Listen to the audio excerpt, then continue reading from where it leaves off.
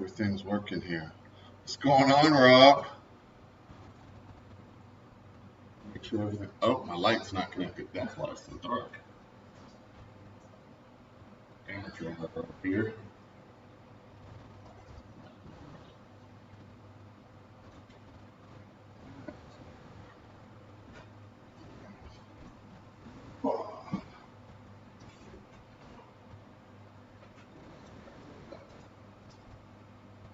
That's all right, that's better. Oh, all right. Normally I got this thing completely set up, but I don't. So we're gonna grab the cut. We're gonna grab the plastic, get it fixed up. But you don't have to watch me. You don't have to watch me count drops anymore. Noah and I worked out that. I gotta remember this right. This color is gonna look right. Half a milliliter is 10 drops. 1 milliliter is 20 drops, and so on and so forth. So now, what's up? What's up, Carl? So now I don't have to sit here and bore you guys with going 1, 2, 3, 4, 5. I could just pull this thing out the back, plug it with my hand, fill it up to what I need, shoot it in. So much faster. So we're doing this. You don't have to be bored watching me count drops.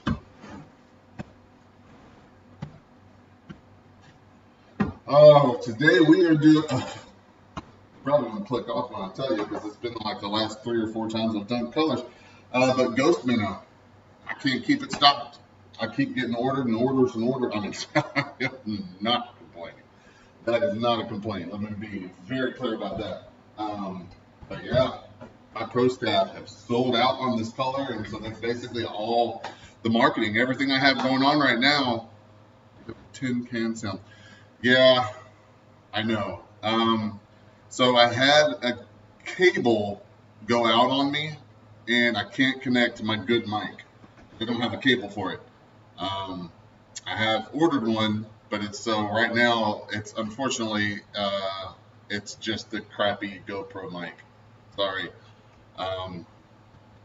As soon as Amazon comes, I think it should be tomorrow or the next day. I'll have my good cable. So the next time I go live, I'll have my good cable. I could just go through my phone, but that. Sorry about that. I do have my bait cam set up. I got a new little addition to it. Cool. Bucket's getting low. I got a brand new bucket just got delivered. We are running Ghost Minnow X today. Is it too loud? Is that going? What's that doing? I can't tell what that is. Is it if the volume's too loud? Let me know. I can lower that. It looks like it might be. If it's too loud, let me know. I've been called loud my whole life.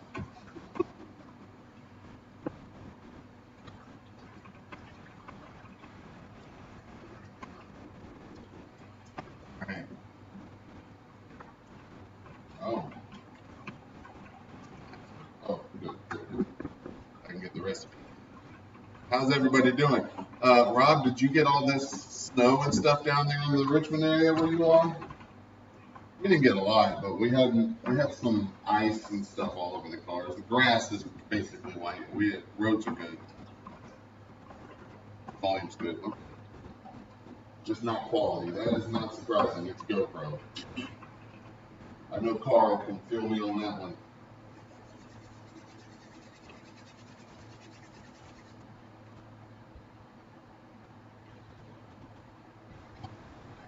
All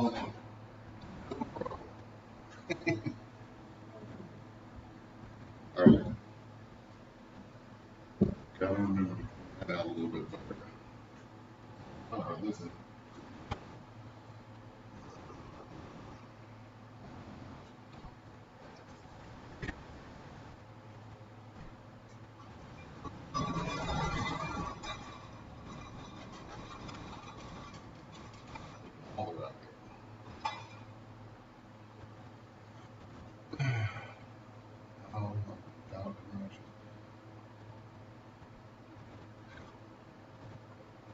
Obnoxious. I have been called obnoxious. That was more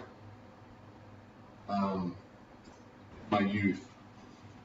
I've learned to think more and say less as I've gotten older.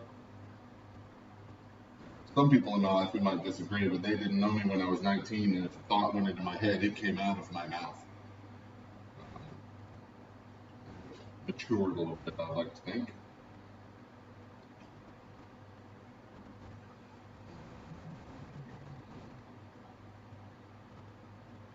All right.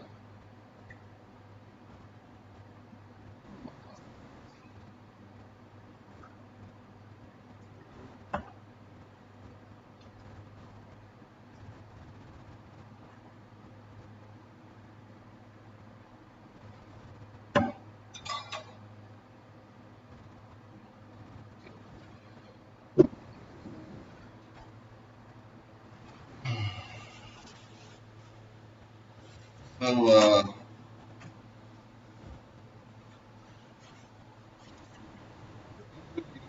is interested in stocking up on some bent rod baits.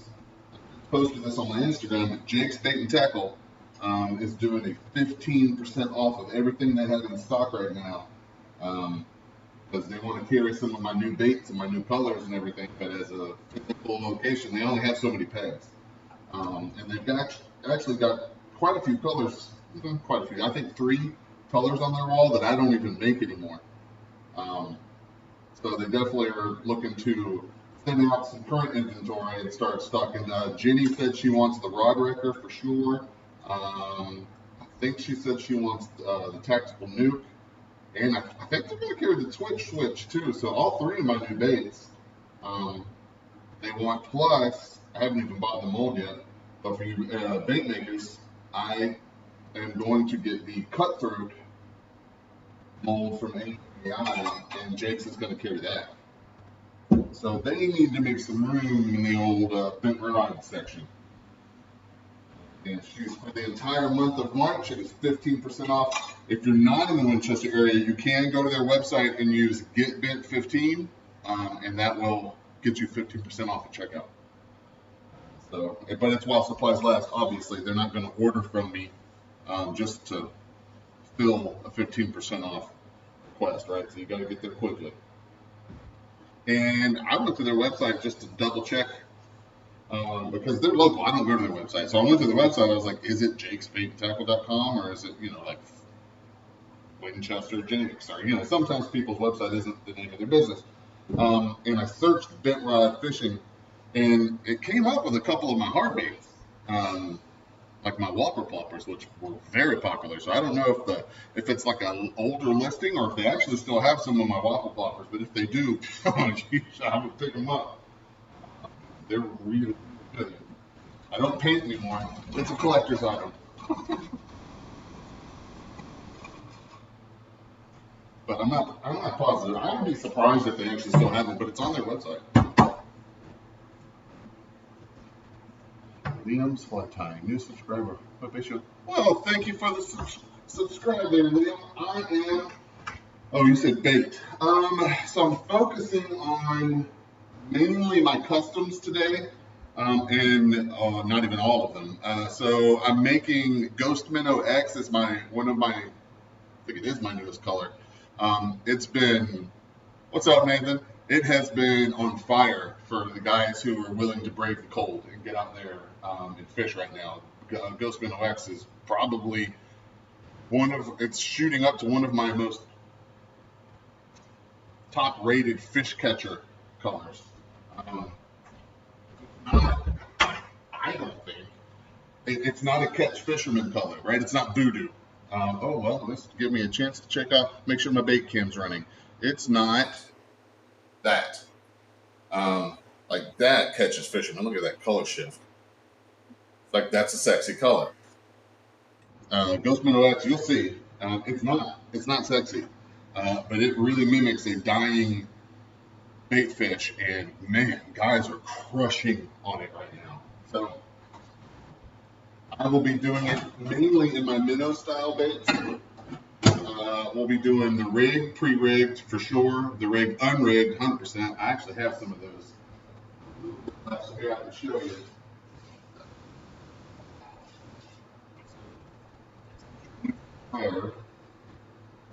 That is, let's get that in there. That's the pre-rigged version of my bait, the rig, and that is Ghost Minnow X. That's what we're running today. And then this is same bait, just does not have the jig in it. Most guys are putting this on the ball head just for different presentation. This is a hover rig that's in there, so it's very, as a hover rig does, it glides. Whereas if you put this on a ball head, obviously you're getting down like vertically. Those are the two main things that I make. Let's see here. This will be my newest bait, the Rod Ricker, also in Ghost Minnow. What's up, Pond Hopper? We are doing, sorry, I hope it's not boring. We're doing Ghost Minnow again. I cannot keep this color stopped. Every time I'm like, all right, we're good. It's boom, boom, boom, boom, and it's gone. And I haven't even had a tackle shop pick it up. This is all just people. I got Ron out there on Lake Anna, and I got two young guys. That paddle tail does have a lot of action. And I've got two young guys. Oh, I should have loaded that up and showed you. So I got two kids. They fished the high school Bassmaster circuit, Thomas and Clark. They joined my pro staff. I went ahead. Now, I support the team, like the whole team. Every time they have a meeting, I show up with a bag of baits, throw it in the table, and they're ravenous. They come and they grab all the baits. I do that just because I want to support the team. It's a great group of kids. But these two kids have already, they're still in high school. They've already been picked up by colleges to fish in the college Bassmaster circuit. So I reached out to them and said, hey, if you want, I know you guys are going to be, leaving the area, right? You're not going to be able to drop by the house and pick up a bag of baits. I'll add you to my pro staff. You know, I just need content, videos, pictures, stuff like that when you catch fish on my stuff. They were all about it. And if you've seen my some of my videos, they're shorts mainly, those two young kids on the boat on Lake Anna flipping out when he thought he caught a striped bass and it was a largemouth, that's them. They just went down to, what's the one that Hank Cherry just won? Sam Rayburn in Texas, and finished 21st out of over 160. It was like 160 some teams. They finished 21st, came in 15-pound bags. It was a tough day, but I'm super proud of those kids right now. So anyway, they're all about this color. In fact, they were the first one to really dive in to Ghost Minnow X. And then when they shared it on my text thread that I have with all of my pro staff, Ron was like, he texted me separately. He goes, all right, I need Ghost Minnow. I can't let these young kids show me up. So he immediately got Ghost Minnow, went right out there. What's going on, John? Went right out there to Lake Anna and was just, he couldn't get out of, he's got some drama going on his channel right now for it. I don't know enough about it. I know what a smallmouth looks like. I know what a largemouth looks like. But he's got guys on there because he said he got into a slew of spotted bass. And he's got a bunch of guys going on there going, you don't know what you're talking about. There's no spotted bass in Lake Anna. And he's like he's sending me text messages. I'm like, dude, you don't have to defend yourself to me. If you say it's a spotted bass, I mean, you can tell me it's a catfish as long as you keep taking videos and pictures. Yep, it's a catfish. But yeah, he's arguing. There's guys. I mean, there's trolls everywhere. Thank goodness I don't have any yet. Thank the Lord.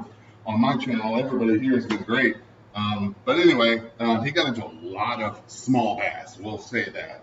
He said spots. They look like spots to me. He has shown me. Apparently, it's like a jawline thing, like a spotted bass jawline doesn't come back behind the eye, but a largemouth does. And all the pictures he has, it doesn't come behind the eye. So, I mean, according to what he's saying and the look of them, they do look like spotted bass. I agree with him. But everybody's going, there's no spotted bass in there. Whatever. I don't care. Bass. He caught a bunch of bass.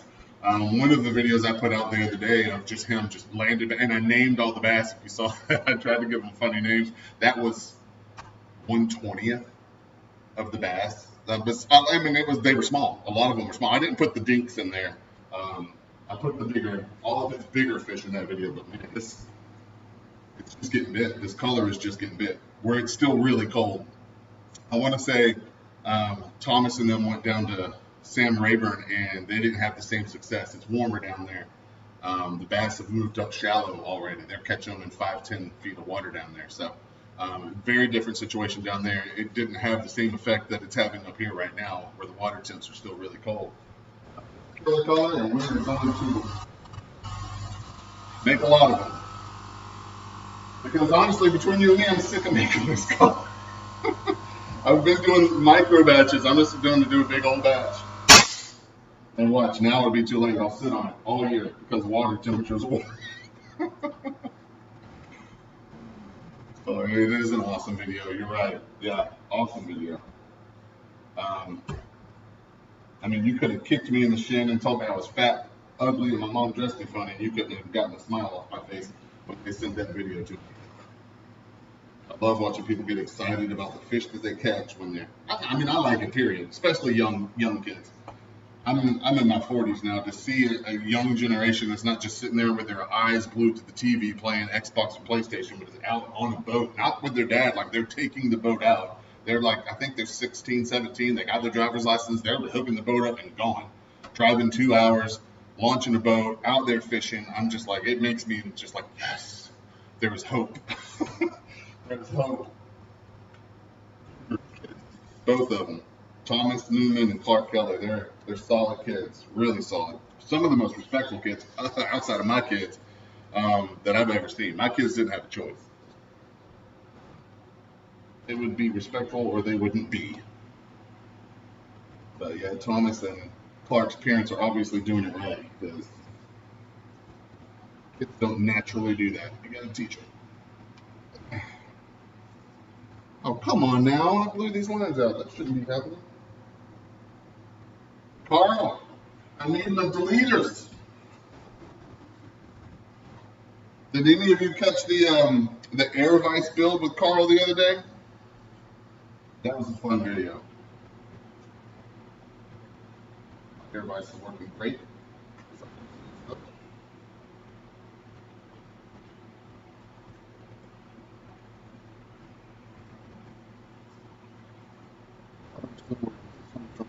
I blew this out.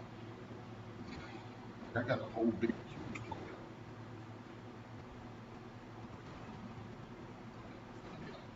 player. Yeah, I guess I should look this recipe up before I. I mean, I was giving you a hard time. But I know you said you're working on the shooting star port deleters. I'm just giving you a hard time, brother. Hopefully you're busy making vices for people. All right, let me find this recipe. Embarrassingly enough, I do not have it memorized. That's not it. I guess I shouldn't be embarrassed by that. I've got like 30 colors. Bib sauce. Dopamino. I did it after that. Did I skip it? Huckleberry fin. Oh, there it is. Woo! All right. Black, Heisenberg, white, snow. Oh, I didn't see that. It says snowshoe. It's supposed to say snow shine. A little typo on that one. All right. Black, Heisenberg, white, and snow shine.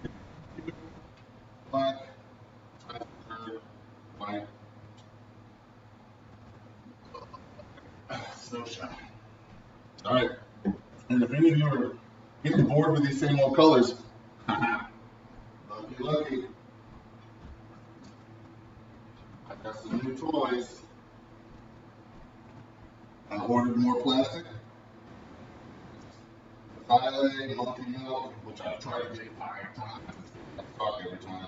Chocolate, scuppernong, and this one I'm particularly excited about.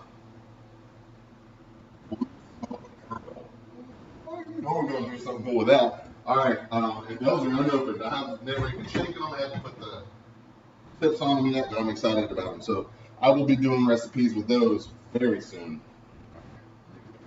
I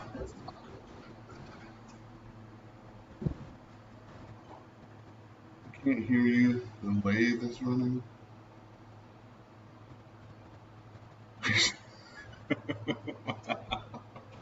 He is crazy. That dude is crazy. I don't know. I wouldn't trust him.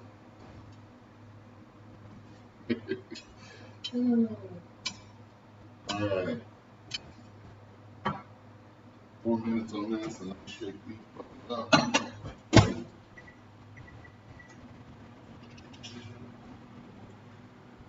I don't even need the dropper. I forgot this is 2 drops per cup.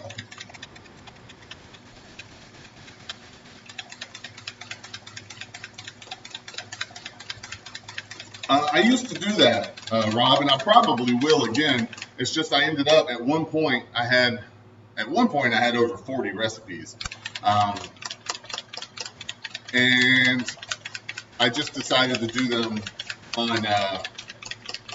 an Excel file, because sometimes I revisit, like when I revisited Emerald Shiner, I changed it. And Silver Minnow's about to, like, if you notice, Silver Minnow's not on the website anymore. I have to give it I'm giving it a new revamp. You know, the longer you do this, you see the colors that you make, and I have a website, right? Most of you guys know that. So I can go in at the end of every year and run a report and say, okay, what were my best colors? What were my worst colors? And I'm not talking about colors that people like. You can like it all day long, but if you don't buy it, I'm not going to keep making it.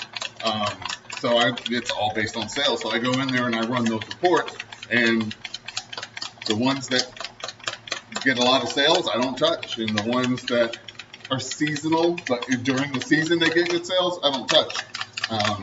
But if there's a bait color that I like, but we never sell it, then I'll go in and look, and a lot of times I look at it and I go, yeah, I made that after like doing this for 6 months. Now I can see like it's oversaturated or it's undersaturated, or man, that flake is boring. Or in the case of Silver Minnow and Emerald Shiner, man, those need flake because they were flakeless. So now Emerald Shiner was actually very popular.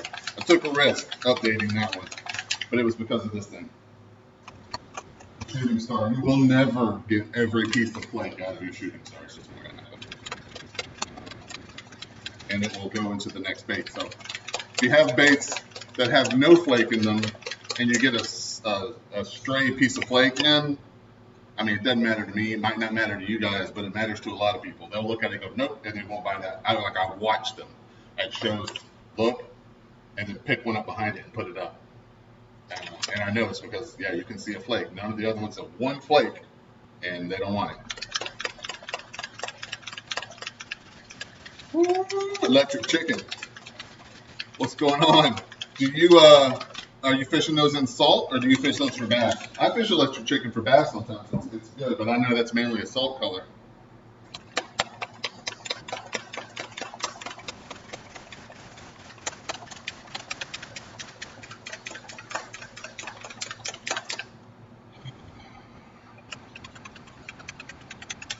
I need to come hang out with some of you guys on the coast, man. I prefer fishing salt.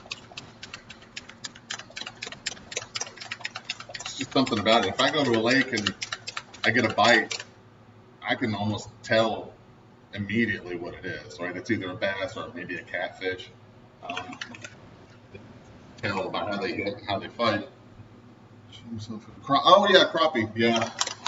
Yeah, electric chicken's really good for crappie too. I just love fishing saltwater. You get that bite, it's like, you don't know. It could be so many different things. That's exciting to me. Plus, most of the fish I enjoy eating are saltwater. Don't get me wrong, I love crappie. And I've heard snakehead is pretty much the most delicious fish in the world, even though I have not caught one or eaten one yet.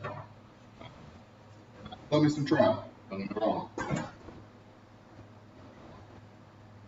Red snapper, mahi, tuna, can't beat that.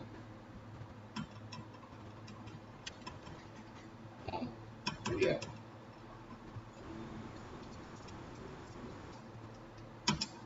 Off the bottom. Hate it when that uncooked stuff's on the bottom and it don't want to come up. Cook. Yeah, you go ahead. 4 cups of plastic and 2 drops of black per cup. I always feed it to this thing.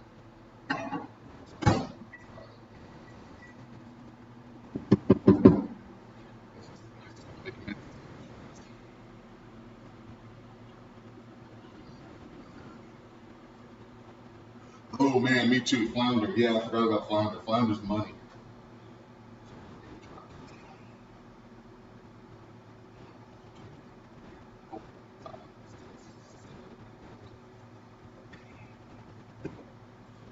And 1 drop of Hangin cut. 4 drops of the bird.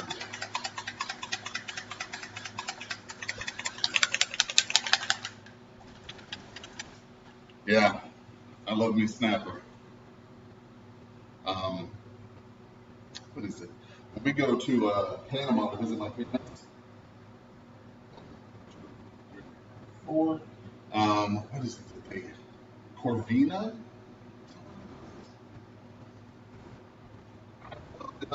And based on the looks and what I've read people say about it, it's like a different kind of like croaker. It's in the croaker family, it's in the drum family, and it looks kind of like a croaker, but it's not. It's not just like the Spanish word for croaker. Apparently, it is a little bit different. I will tell you what. You go to Panama and get whole fried fish, and they've got Corvina. I think it's Corvina. Man, it's ridiculously good. They know how to fry a whole fish down there. I will tell you that.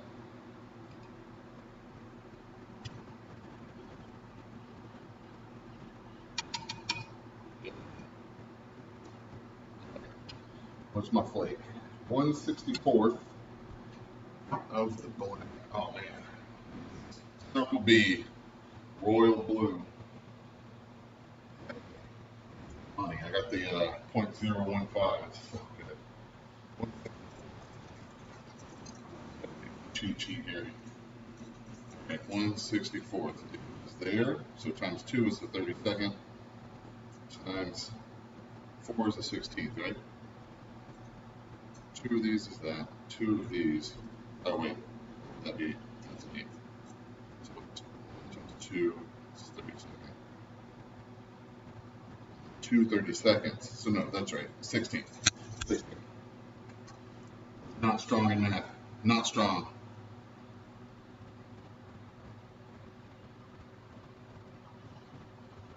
We've had the opportunity to fish that small lakes and ponds. Crappie and bluegill. I'll tell you what, man, crappie, when it comes to freshwater fish, crappie is my favorite. And I grew up in Alabama, and it's catfish down there. Catfish rules when it comes to freshwater fish. But I grew up on a farm. You didn't fish for fun, you fished for food. And, we were 15 minutes from Lake Guntersville, and I'm gonna tell you what. You go down there and crawl up under the bridges, slab crappie all day long, all day. Not that now go down there with crickets, live crickets. It just gosh. But it wasn't about. I look back on it, I'm like, man, what a wasted. I mean, I was on Lake Guntersville, but it was food. We were feeding the family. We weren't looking to, there was no social media. You weren't sitting there taking pictures with all your fish. You just caught it, threw it in a bucket, and hoped that your dad wasn't going to make you like it. Oh, clean.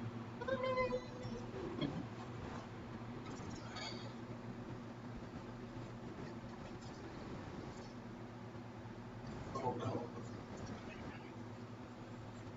Gotta be a better way to clean. Carl, I used my air hose. I don't know why this is coming from the center line. I mean, I blew the air hose. I got the snake of plastic out. It's still bleeding in. All right, let's do this.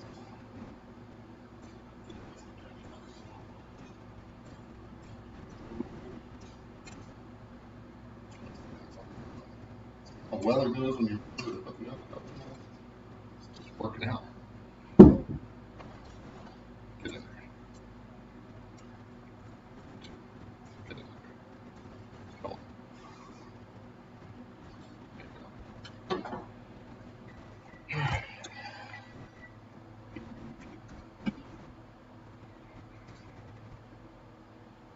Hoo-ha. All right.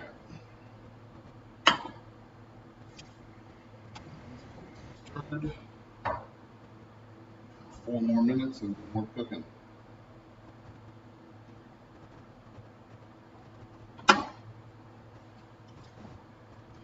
Come on.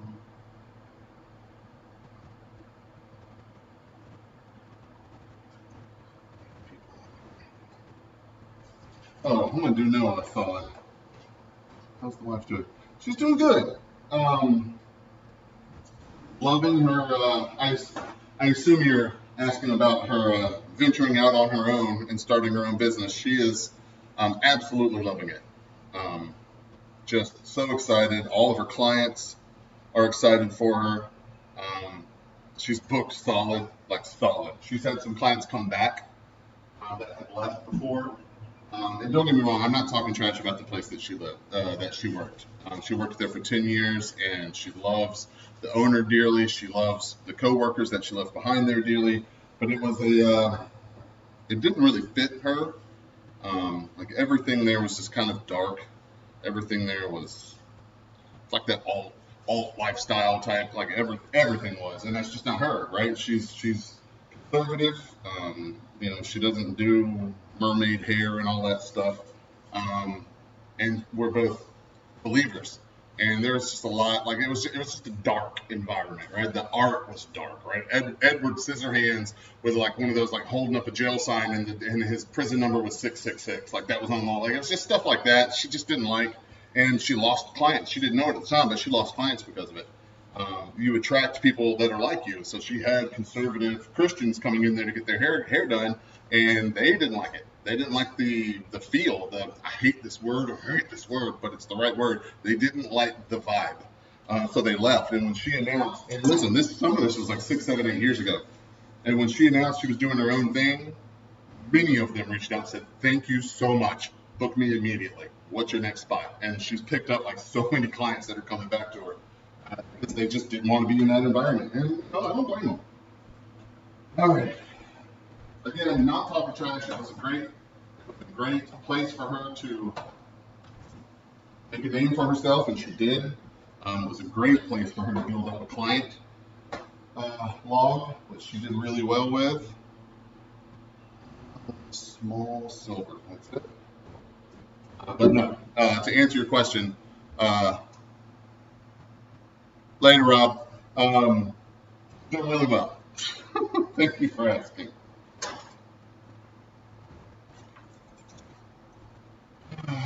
Grew up on a potato farm in Upper Peninsula. I understand and have my own hobby farm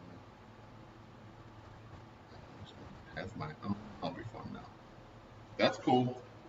That's cool. We, my wife and I, we were dreaming there for a bit. Dreaming's a little, I guess, a little extreme of a way to call it, but we were looking at land in like Tennessee. Like I don't know if you know this, we just recently bought a house.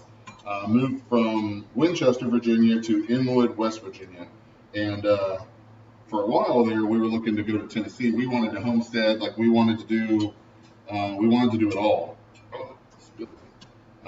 But being that far away from our kids, it's just not something that sat well with us the more we thought and prayed about it. So we ended up being close. We're half an hour from them now, so if they need us, we're here. But yeah, we would love to do that.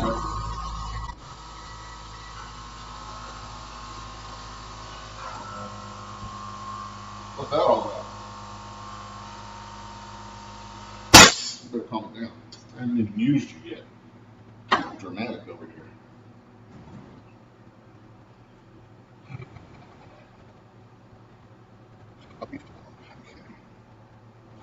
hobby farm. I assume that's just a small farm if you're still in here. See that I lost quite a few people. Okay.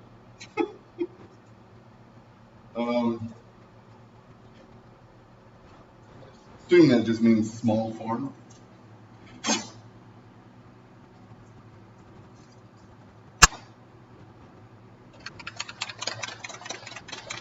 Oh, a recipe. 2 drops white, 40 drops snowshoe. Okay, we do get to use our plunger.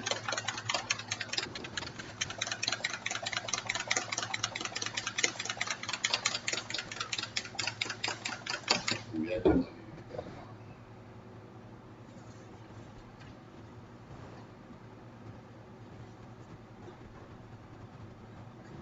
need to get that out.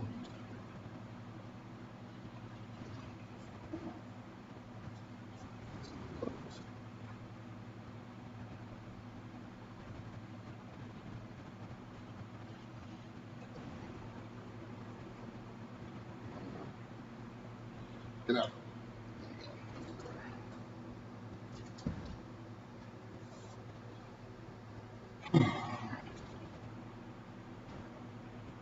It's on that. Go.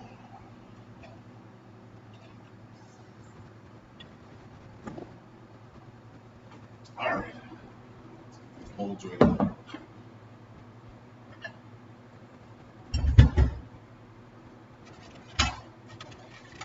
Bigs first.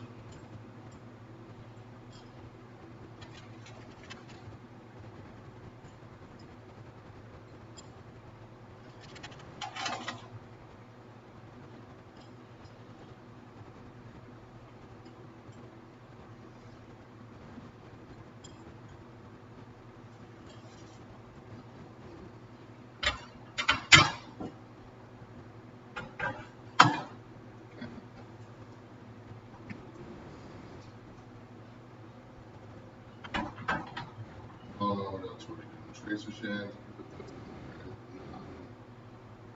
Those.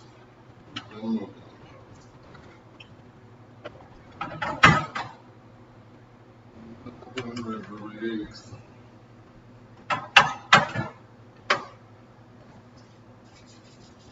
All we're doing tracers.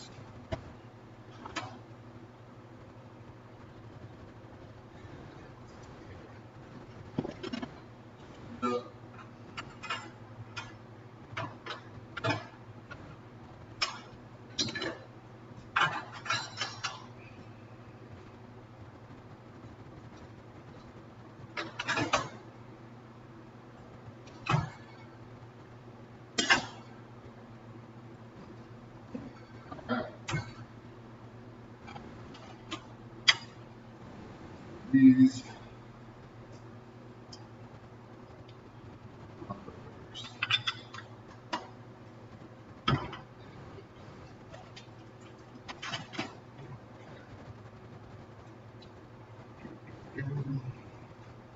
two drops. All right, so 1 milliliter is 20, so 2 milliliters.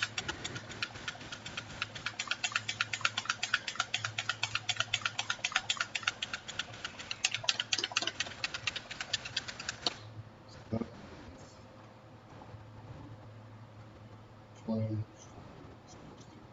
4 milliliters.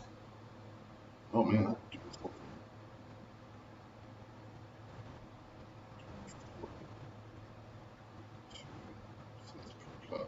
20, 40, 16, 4.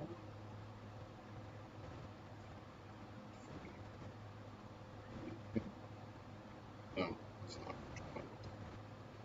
So 280.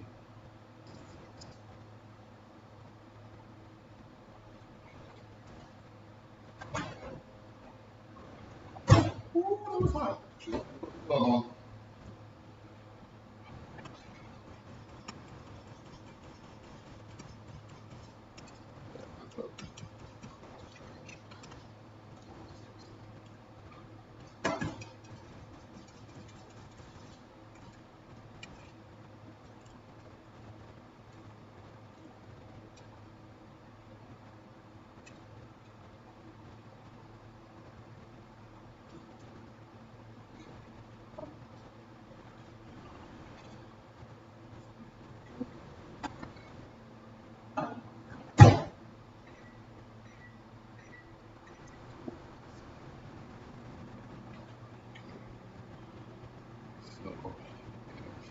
2.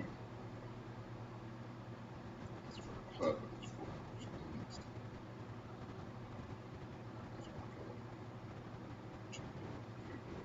8 millimeters. Okay. 8 millimeters. Snowshine. That's a lot of snowshine.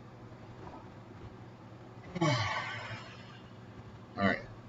Let's switch this out so that I can show you what we're making today. I mean, this.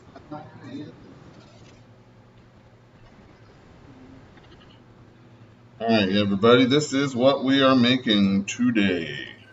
Get it in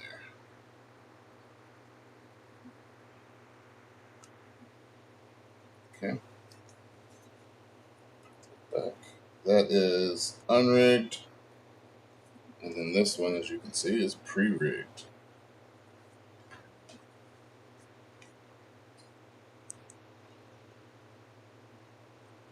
There we go. Let's lean it up on this one. A bit easier to see. That's what we're making. It's a very, very muted color.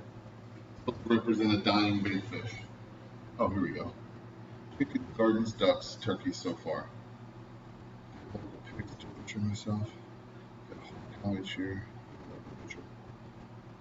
Hunt, trap, and fish. Trap. I was interested in that for a while, actually. I was, because they allowed, I don't live in Virginia anymore, but they allowed trapping of beavers on the Shenandoah River. And I was looking into that for a minute. Beaver, I went on a guided hike in the Beartooth Mountains in Montana, and our hike guide brought beaver sausage. It was amazing. I was thinking about getting into that, but I never did. I think about getting into a lot that I never get into. I'm sure my wife is very grateful not to get into because I so many things. Right? I'm a little high. She cooked now, that's for sure. All right.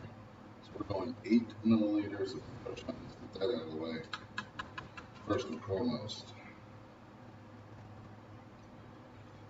For anybody who's interested, we are using LureWorks Pour Salt Pro Medium Blend. In fact, not pretty much. That's all I use anymore.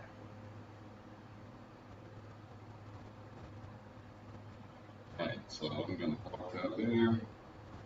Get in here. This is what we've been doing. 1 milliliter,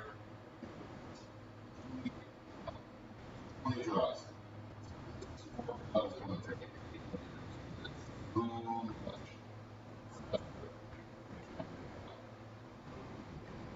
Done. Instead of sitting there and counting 160 drops. That's no good. That's super boring. Then you just one. Nope. Done. If you were in any of my other lives and sat here and painfully watched me go 1, 2, 3, 4, yeah, that's so much better. All day better. It's 2 drops per cup, so 8. 2, 5, 6, 8. All right.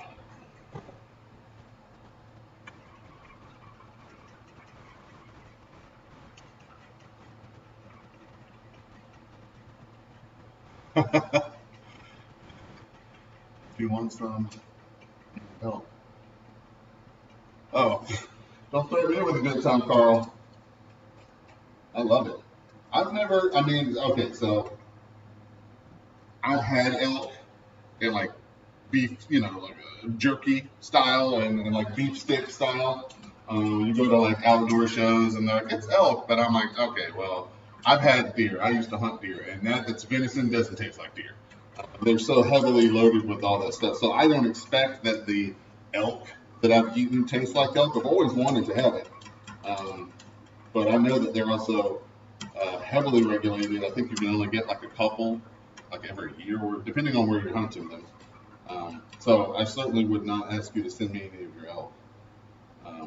But I mean, if you've got beaver, what would you do? I guess that's just dry ice, or is it like cured? I guess if it's cured, it wouldn't matter. But yeah, I'm game. I am game. And I am so blessed to have a wife that loves that stuff. She knows her favorite meat, period, deer. Yes.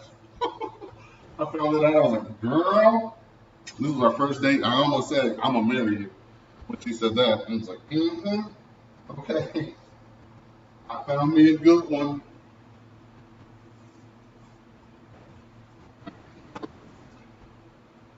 Unfortunately, the color I did before this was bluegill, and this is my belly side, so we're talking bright orange.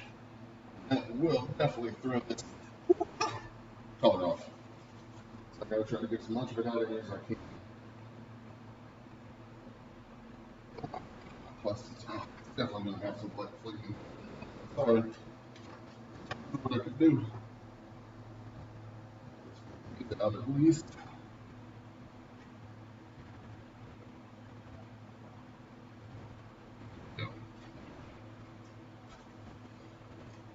Okay. 4 elk a year. Oh, well, that's better than, honestly, that's better than I thought it would be. Elk are pretty big too, aren't they? I mean, obviously you could get small ones. Right? I mean, at one point in their life, buffalo aren't big, right? So obviously you could get a small elk, but I think if you're getting a full-grown elk, you're getting a lot of meat, I would imagine. Do you typically get 4 a year, Carl?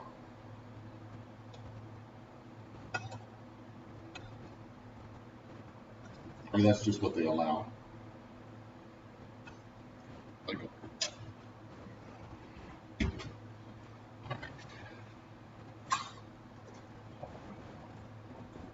all right. It's noon and we're finally ready to go.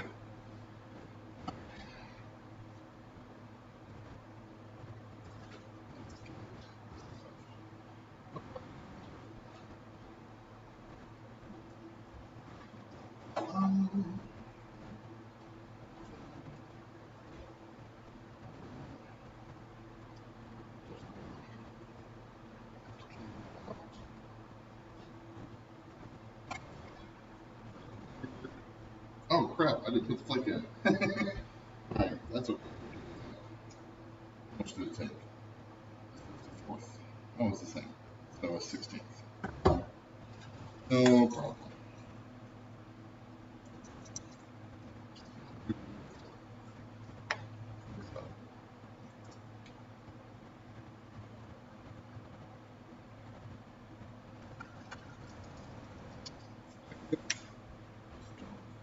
Do your thing, shooting star. Twinkle, twinkle, little star. Alright.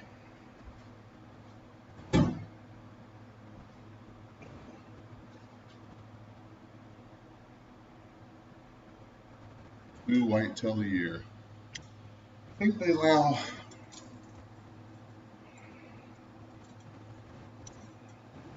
Capu in Virginia. I don't know about West Virginia. I just moved here. Yeah, you just got to keep buying tags for them. We've got so much. Well, in Virginia, anyway, they're like all the farmland is disappearing. Forests are disappearing. Everything is disappearing, and the growth is just astronomical. So they kind of want you to thin the deer out around here. Simply, I mean, they're running out of habitat. So, I mean, they're definitely going to charge you for it because you can do anything for free. But I don't think they cap it here. Well, again, West Virginia might be different. West Virginia does not have the growth. And that's not a complaint. I love it. Good. I'm glad it doesn't. I love these stillmans, but man, they catch everything.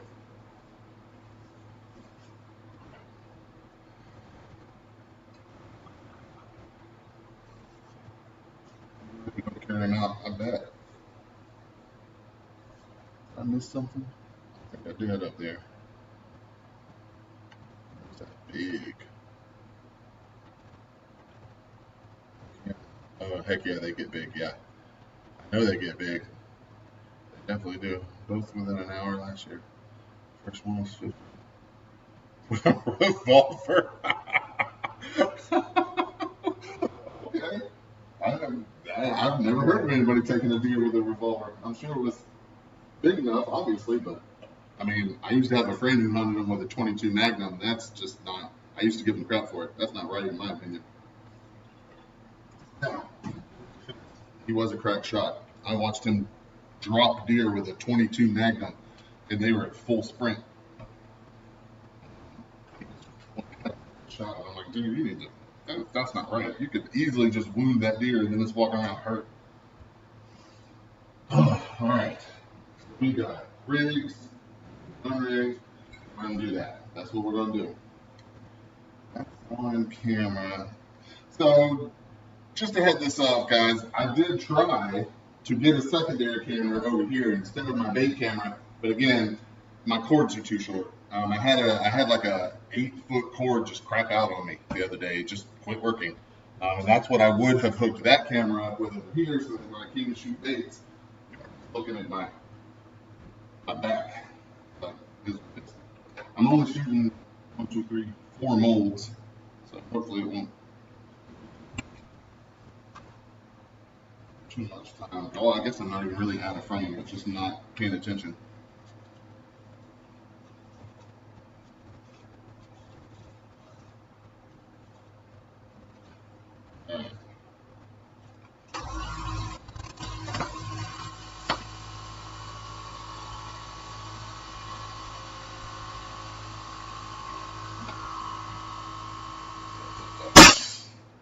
I have to check that. I was so focused on getting the compressor that was quiet that I didn't even pay attention that it was not a variable PSI. It was 115 PSI, period. So I had to get, maybe, here you can kind of see it. Down here is in the line that allows me to do the pressure, and it's leaking. That's why I haven't even used my compressor, and it's continuing to go off. So I need to take it apart, use more of the Teflon tape, and get it to stop leaking. It's probably going to go off more today than it typically has. Let me make sure this plate is distributed. Oh yeah, that looks good. All right.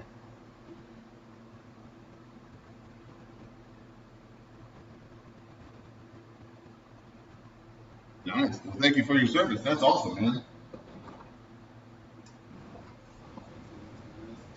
Not today.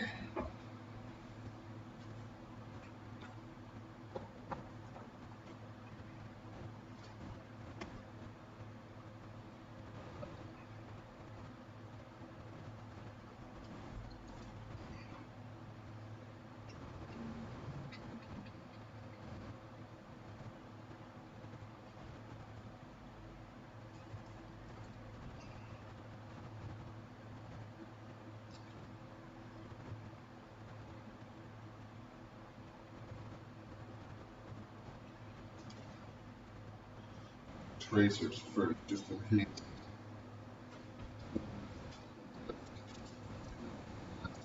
I don't want to waste the trace. Oh, exciting news for those of you who follow me very closely at all. I have decided to outsource my jig making. It's a very big deal for me. It's going to allow me to shoot more baits, spend less time, even though I've got like a Gucci lead pot. I will spend less time shooting lead and more time making baits. And I am very excited about that.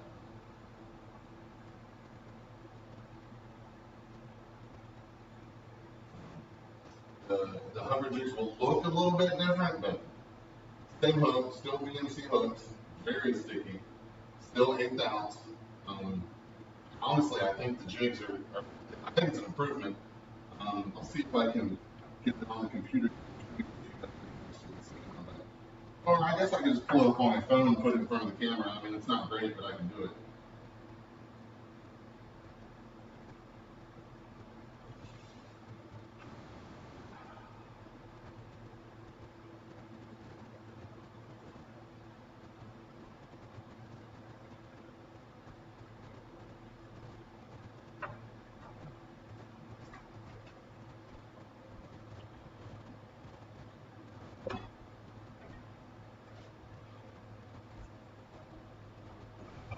you for me.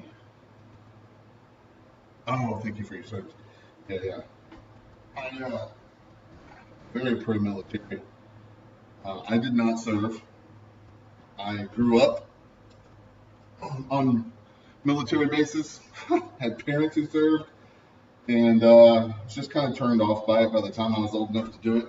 I saw a lot of drama, a lot of, I'm going to call it politics, but not politics like Washington. Just, I mean, basically high school drama, just, you know, at the top level. My stepdad was a fighter pilot in the Navy, lieutenant commander when he got out, and he should have been above that. But he wasn't because he didn't play ball. And if you got a guy above you who's a dick, then that's your life, and there's nothing you can do about it. And I saw that, and I was like, I might end up in the brig. I might already end up in jail anyway. I was a bad kid, but I was like, man, if I go into the military, they're either going to straighten me out or I'm going to end up incarcerated for the rest of my life. So I chose not to do the military. I think it was the right call for me. I just don't think I was ready, or it may have been the best thing for me ever, but I ended up getting straightened out anyway. Oh yeah.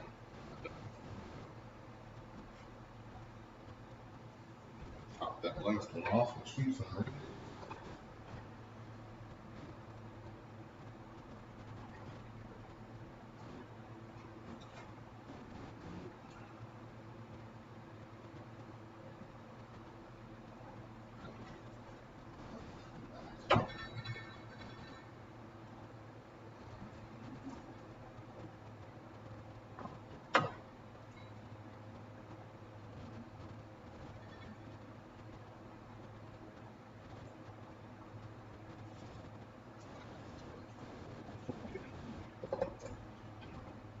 Keep this up.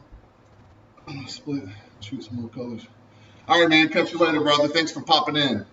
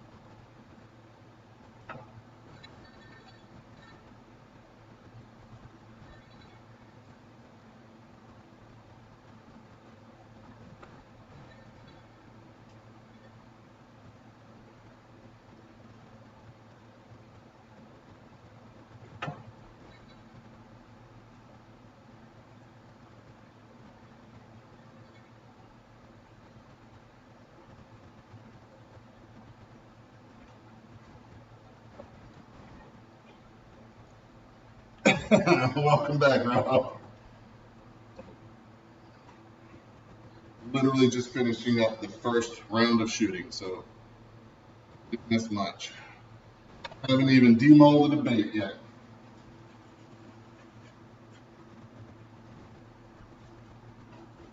All right.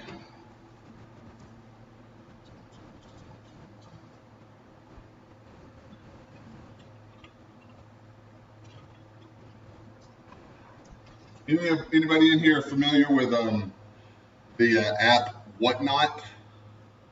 I think it was designed to buy, sell, and trade like trading cards. Like there's a lot of like sports cards, baseball cards, basketball cards, Pokemon cards, stuff like that. I think that's what it was made for. But there are quite a few people on there selling baits now.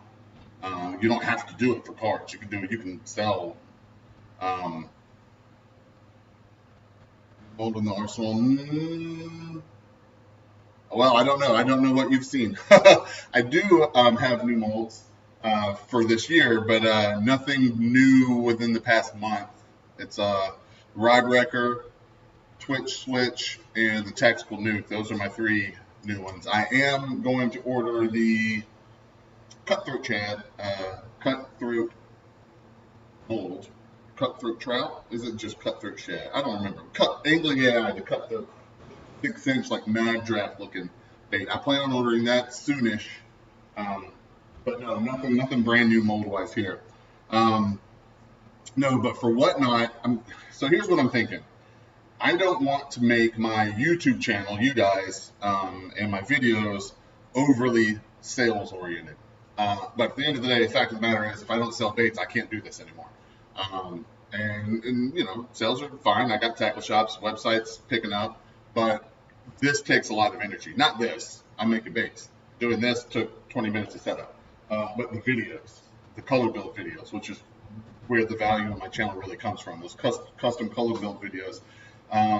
The day I shoot, the production's low, right? Because I'm focused on the camera and the lighting and the editing. And then it takes hours to edit those. Believe it or not, I know they're not super high quality. I'm just not really good, but they take hours to edit. So I'm trying to figure out a way that I can balance having my YouTube be this and what it's always been. Not really sales focused. There's a little bit of sales in it. I offer promo codes. I've mentioned the website. I've got it pinned at the top here. But Whatnot, people don't go to Whatnot to learn, right? You don't log into Whatnot to find this next cool recipe to make baits. You log into Whatnot to buy. So I'm thinking what I might do is have YouTube be teachy, and then my Whatnot be sales. So if you guys are interested in getting deals on my baits, then go ahead and download that Whatnot app and just set up your account, because you have to have like your pay information preloaded. You can't just go in and go, ooh, I want that, because it's going to take you 15 minutes to get all your sales information and everything loaded up. I think it's kind of, I think TikTok does it the same way.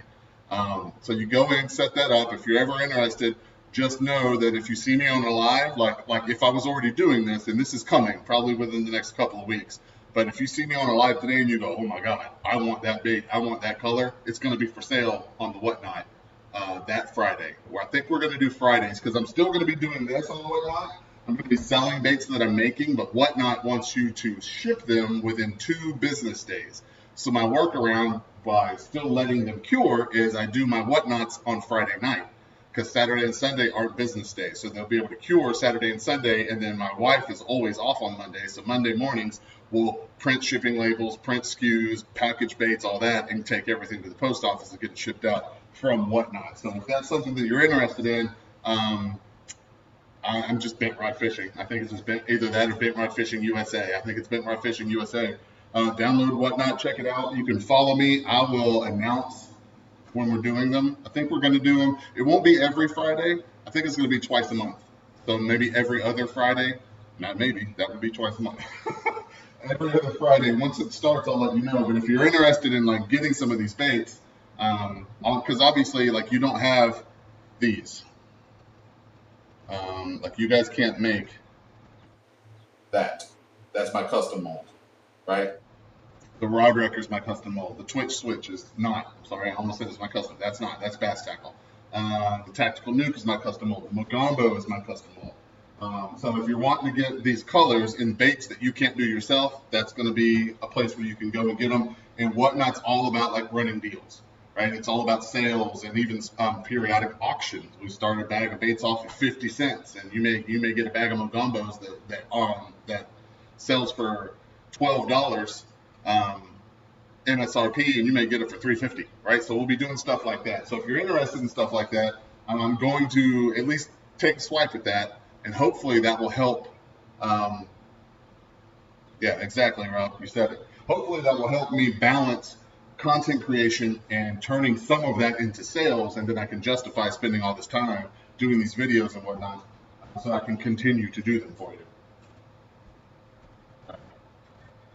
If not, that is no worries. If you're just here to learn, welcome. That's what this channel is for. I'm not trying to give you any flack for it.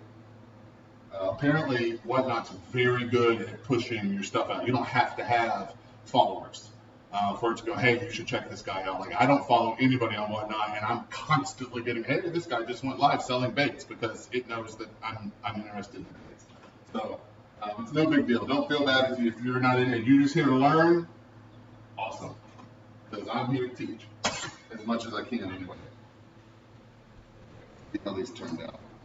Hopefully there's no bleed over. No, no, no. No, they look good. Such a good mold. And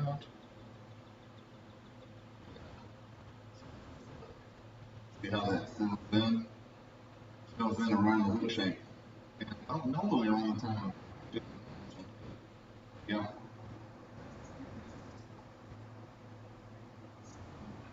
It's so nice.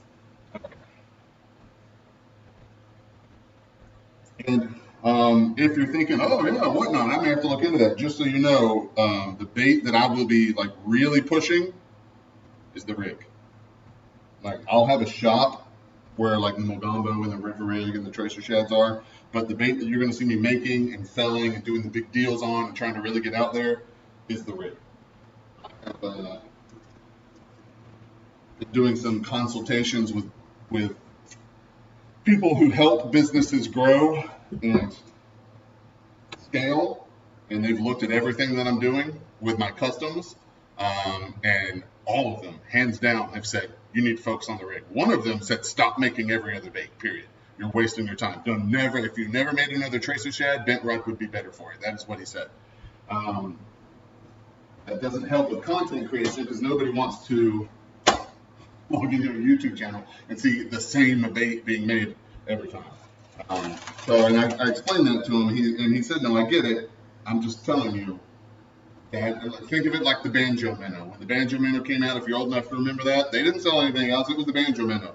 And he brought up. He said, I remember when I was a kid, the Banjo Minnow. He goes, that's what you could do with the rig. And it should just be what you do. I'm not going to do that, but it has impressed on me that this is it. This is my biggest thing.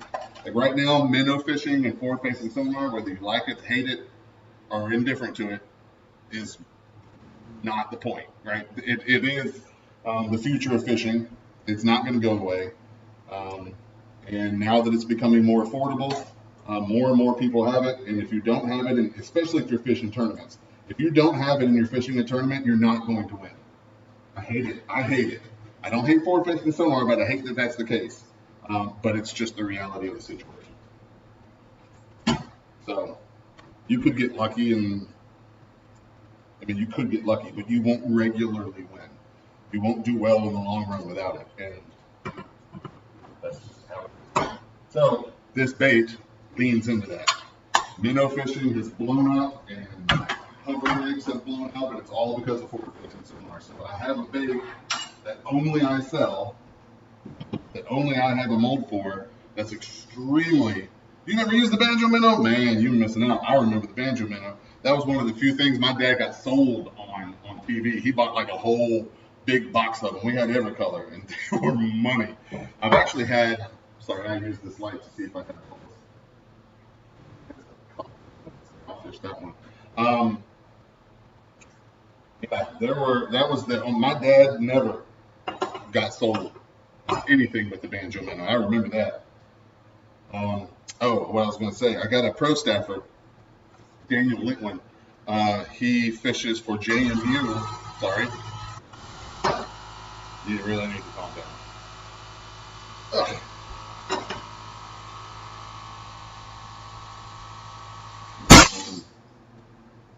But he fishes on the JMU team, and he nose rigs my unrigged rigs, the ones without the jig in them, and he swears it's very reminiscent of Banjo Minnow. How it moves through the water. I haven't done it yet. $4 1. I don't remember them being expensive. I didn't buy them though, my dad did. But I will tell you, if they were expensive, my dad wouldn't have bought them. I don't remember them being expensive. He bought a lot of them. Maybe he just got sold. Good Lord, I am pumping bubbles into this.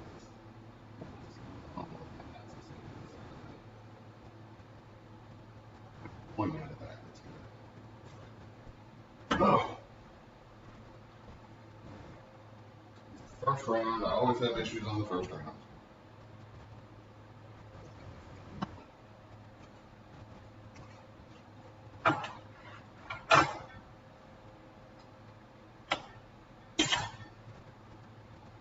I'm waiting one day to get my finger stuck in that air vise. Whew. It's not going to be pretty.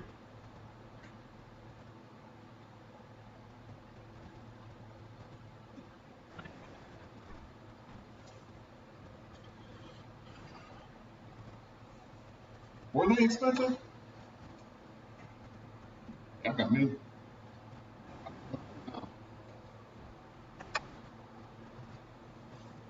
If so, that's the only thing my dad ever splurged on. My dad was not into spending money. We lived in Alabama on a farm. I mean, we weren't rolling in money. Maybe he looked at it as an investment. We eat a lot of fish.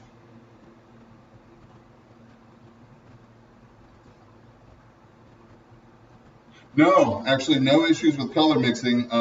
The tracer shads just all have bubbles. Not like micro bubbles, like, you know, cavities, like big bubbles in them. I don't know. Maybe I need to replace this O-ring. The reason I fast, but here, let's try it again. I'll shoot super slow.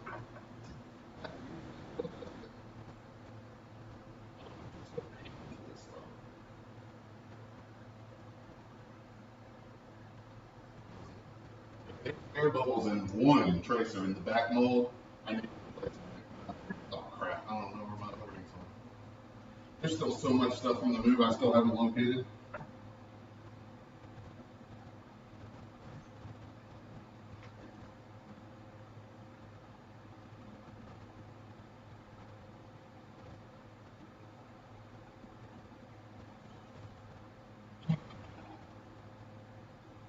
Huh. All the snow's gone. Just like that.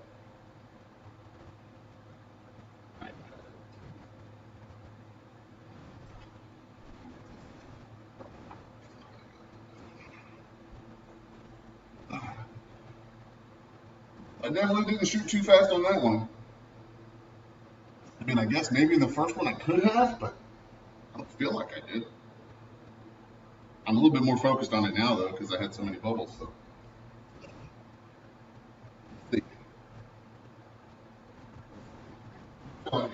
Let's see if you can see.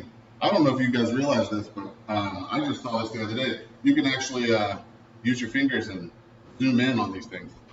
I didn't know that. So, where?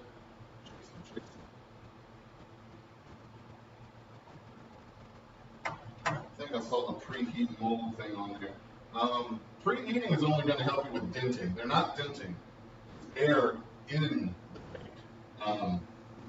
It's not the misconception. Denting looks like a bubble on the outside, but it's not. Denting is caused when your mold is so cold, you put plastic in it, that it causes the plastic to shrink faster than it should, and it's going to shrink as it cools. It just is. As things heat up, they expand. It's science. But when your mold is really, really, really cold, then it causes your bait to shrink fast, and that's what causes that denting. But they're not denting. They have bubbles like inside of them. That's not from a cold mold. That's an injector issue. Either injector or injector.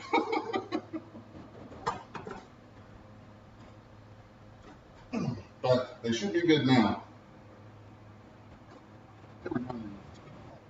It's every now and then, that's one thing.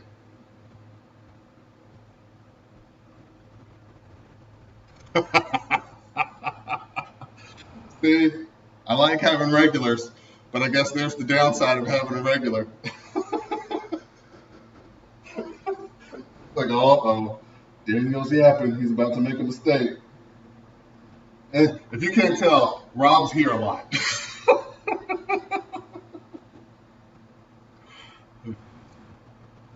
Oh my Lord, I thought that said butt. I thought that said, but he has an awesome butt. I'm like, Rob, I don't even know who you are. Bates is awesome. Bates, thank you. That I'll thank you for. Oh man, I was like, hold up, man, what did he just say? Oh my goodness. shoot. It's not finicky. I'll tell you, I love having a mold that's like one port and fills them all, but all of those molds eventually get in trouble. These individual ports almost never do. Laminate better, don't have issues with them. Flash, well, my river rig flashes every now and then, that's just because it's tiny. And it doesn't anymore. Not now that Carl's got me fixed up.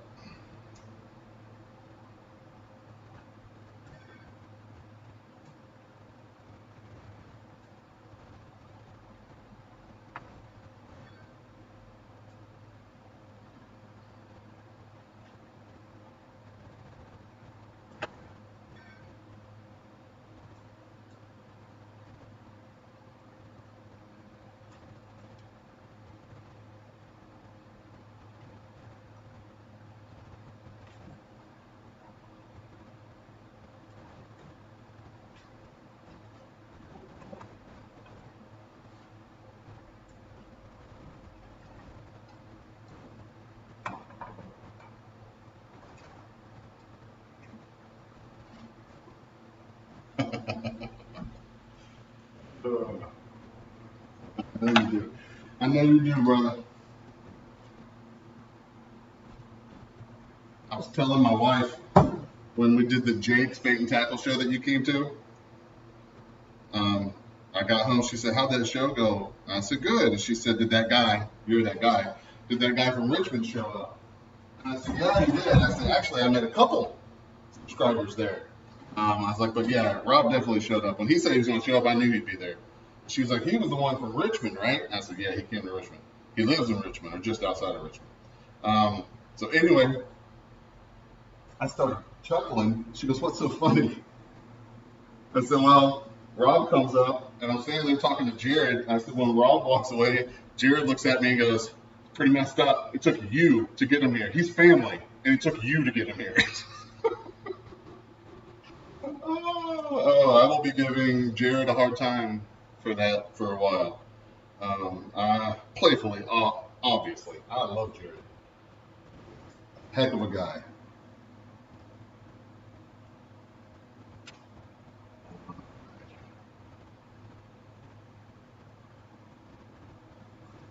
You're that.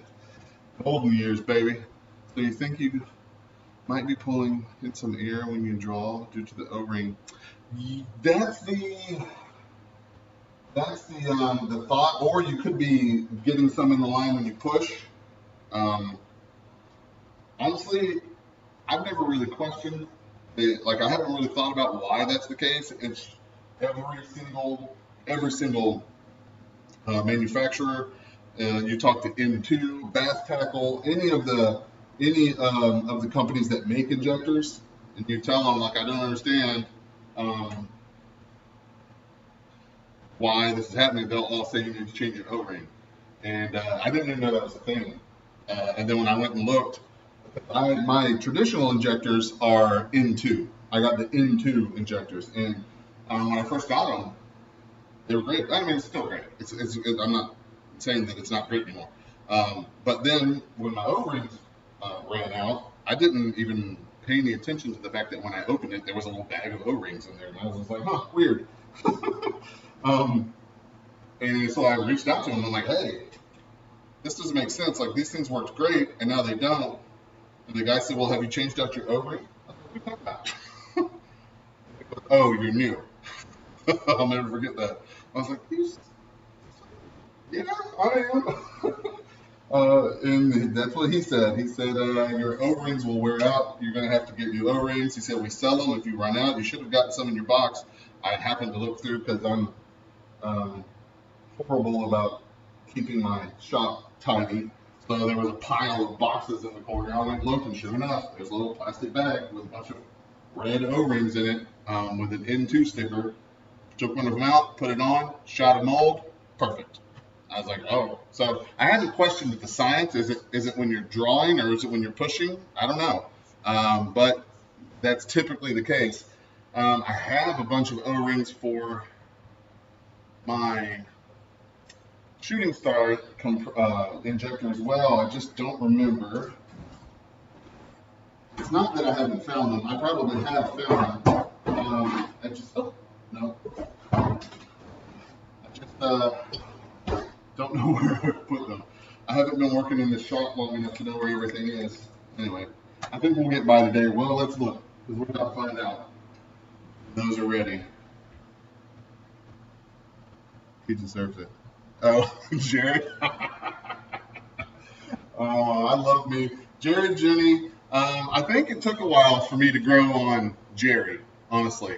When I first started putting baits into Jake's Bait and Tackle, Jerry, I don't want to say he was cold. He definitely wasn't cold. He kind of sat back and kind of looked at me like that all the time. He didn't it was never like when I walked in, he was never like, hey, Daniel, how you doing? Now when I walk in, half the time he's like, what's up, Daniel? I think it took him some. I think he takes a little bit more sale. I had to sell him a little bit more. He was a little less quick to jump in and be like, yeah, Daniel's a good guy. I think maybe Jared and Jenny sold him on me. I don't know. But we're good. It's not like we weren't good, but I think we're good now. He smiles at me and says hi.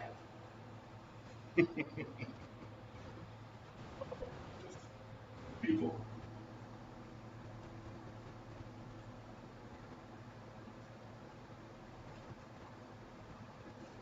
All right. Definitely set up. Good day? Or are we gonna fight? This is what we do? We're gonna fight today? Let's see. Oh, this is the back one.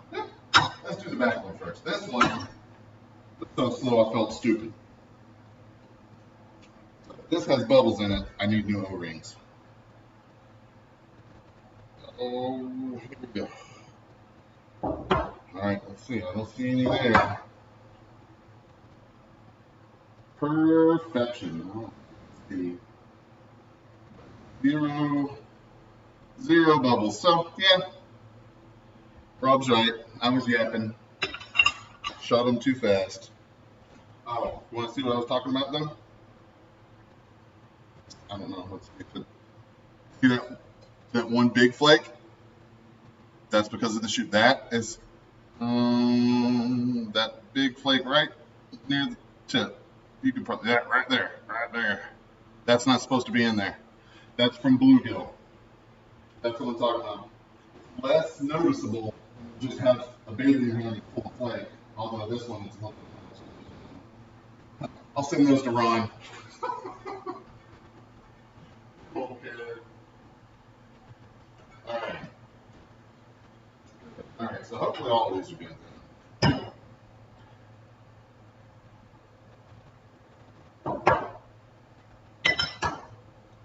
Gone. Nope.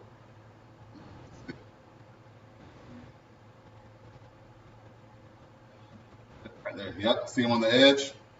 Stupid bubbles. Always on the edge there. Well, you know what? Maybe I will stop shooting the tracer shad. That's what it is. You go and ask somebody for business advice, they give it to you, and you're like, I'm not going to do that. You're kind of stupid. You tell your doctor, hey, my arm hurts. What are you doing? I'm doing this. Stop doing that. And then you don't stop doing that, then I guess you deserve to have your arm hurt. Right? That one's perfect. See, that's okay. One bait, 3 shots, so 9. I got 12 baits, and one of them had bubbles. That's okay. I can handle that. I'm on a whole spree. That was ridiculous on the first shot.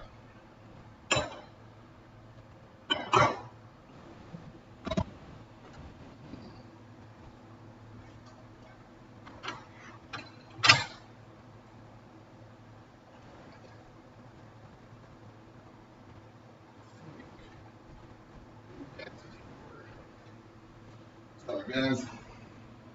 Some of these are actually, they are 4 in order. Here we go.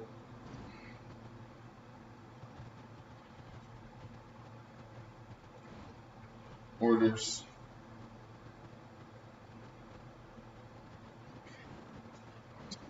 So 3 bags. Ghost Minnow X Tracer Shad. Okay. All right.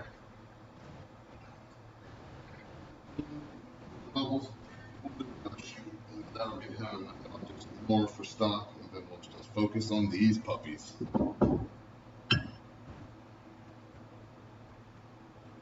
Yep. Good.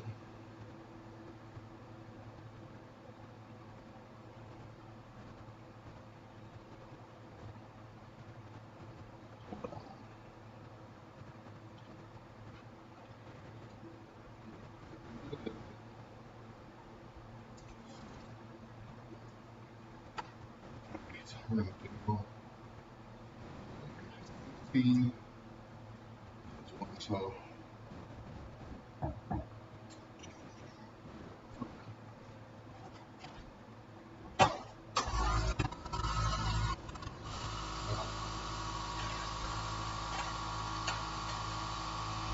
got it.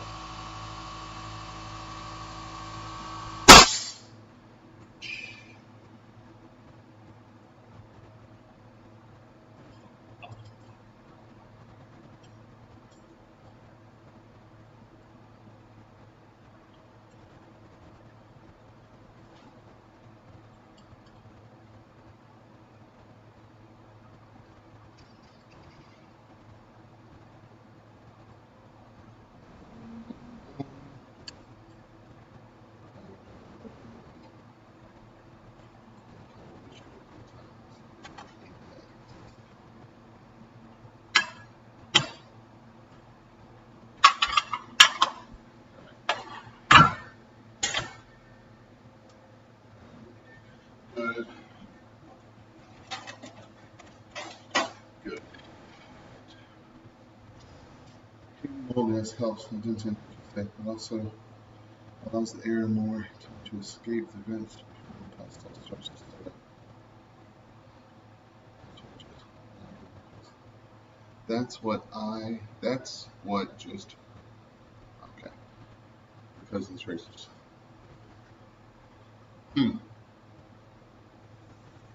If it works for you, it doesn't make sense to me. But out of curiosity, what temp are you heating them up to? Are you just knocking the cold off, or are you like making them cook?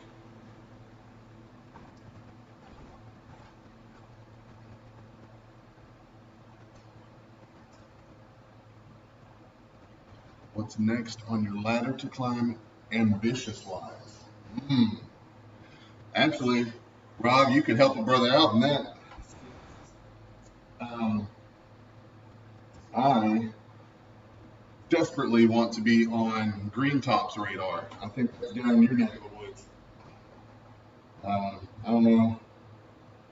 I mean, honestly, if you ever go to Green Top to buy baits, the easiest thing you can do, just go there and say, hey, do you guys carry any bent rod fishing? If they have enough people ask, they'll start looking. If they feel like that they have a demand, they'll start looking. I've tried to get in there, and they don't really respond. They're the tackle shop in your area, as you know. But that's one of my next goals. That's my goal, tackle shop wise, for 2026 is to get into the top. If I can't, I'll try dances. I plan on not, like if I get into Green Top, then dances is off the table. They're too close. I'm going to do territories, if you will. So if Green Top decides to carry me, then the people in your area, unless they want to come to my website, will have to go to Green Top to get my baits. I don't know why they don't give me any time. I do really well. I've sold baits to those guys. The Richmond Fishing Expo is by far our best thing. I have a lot of customers in Richmond. I got a lot of eyes on my baits in Richmond. That's one of the goals for me. I don't really know if I would say that's like big time ambitious. It shouldn't be that difficult to get your molds up to 200. Okay, I'll try it. I mean, it's too late now. I've already started, but next time I run them, I'll try that. Yeah. So, other than a tackle shop, Rob, if you really want to know what my next like ambitious goal is to get away from that, which is You're probably thinking, what? You love your shooting star. Yes, I do. Yes, I do. But not as much as I would love a big blue.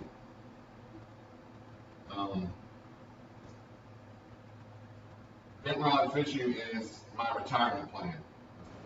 It's why I'm willing to take my lumps now.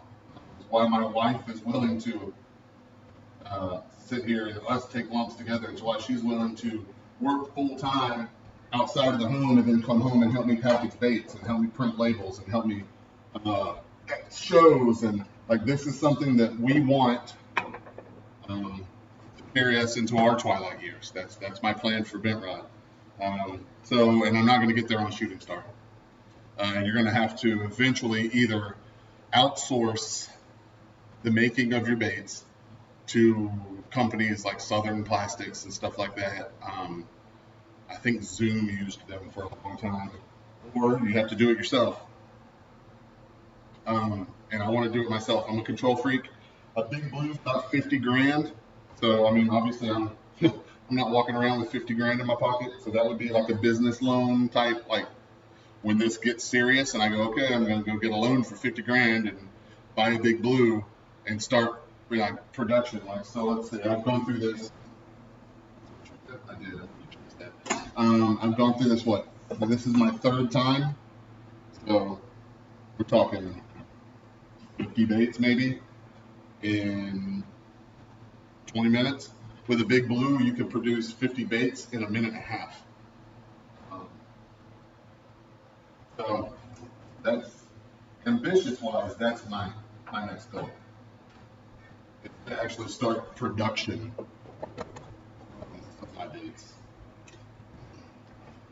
It's one of the reasons why right now I'm shifting my focus to things like Whatnot, because I have, with talking to people that help small businesses break out of small business and become business, my tug of war right now is the overhead of doing wholesale. That's why I say, my goal this year is green top, not green top and dances and I don't want all those tackle shots. I want exclusivity. I want rarity, and I want to not have to have so much overhead. I mean, if you're in a bunch of tackle shops, like green top or dances, either of them, I mean, they're both big tackle shops. If those guys place an order of 200 bags from me, they don't want to wait a month.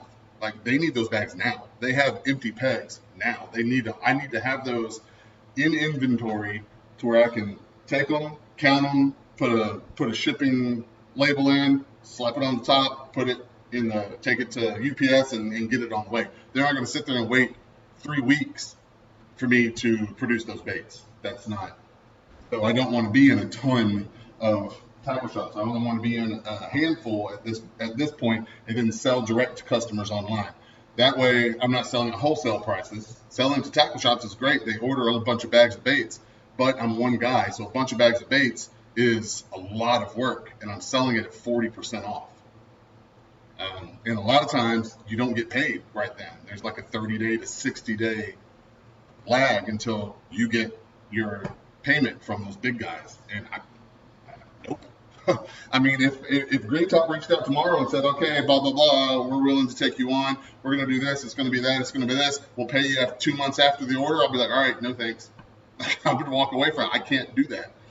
You will pay me when you order. Like, that's just like, or at least when I deliver. And so far, the tackle shops that I'm in understand that, and they have no problem with it. But my plan right now is to sell direct to customers so I can get, I can give you guys 10, 15, 20% off, and y'all are happy because you're not turning around and reselling them, right? You don't have to make money on them. You just want to go catch fish on them. So I'm not big enough to focus on wholesale yet. And I want to get big enough to focus on wholesale. That means warehousing. That means I'm not working out of my home. That means I have employees. So I've got a model. I've got a plan to get there. But yeah,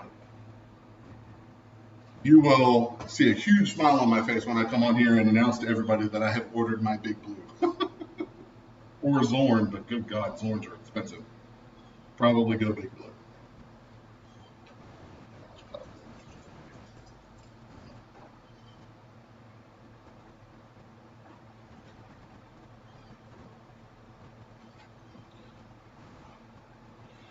on the right path? I hope so.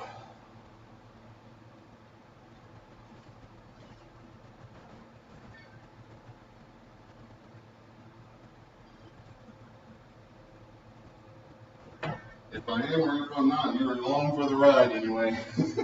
We'll see. See how it turns out.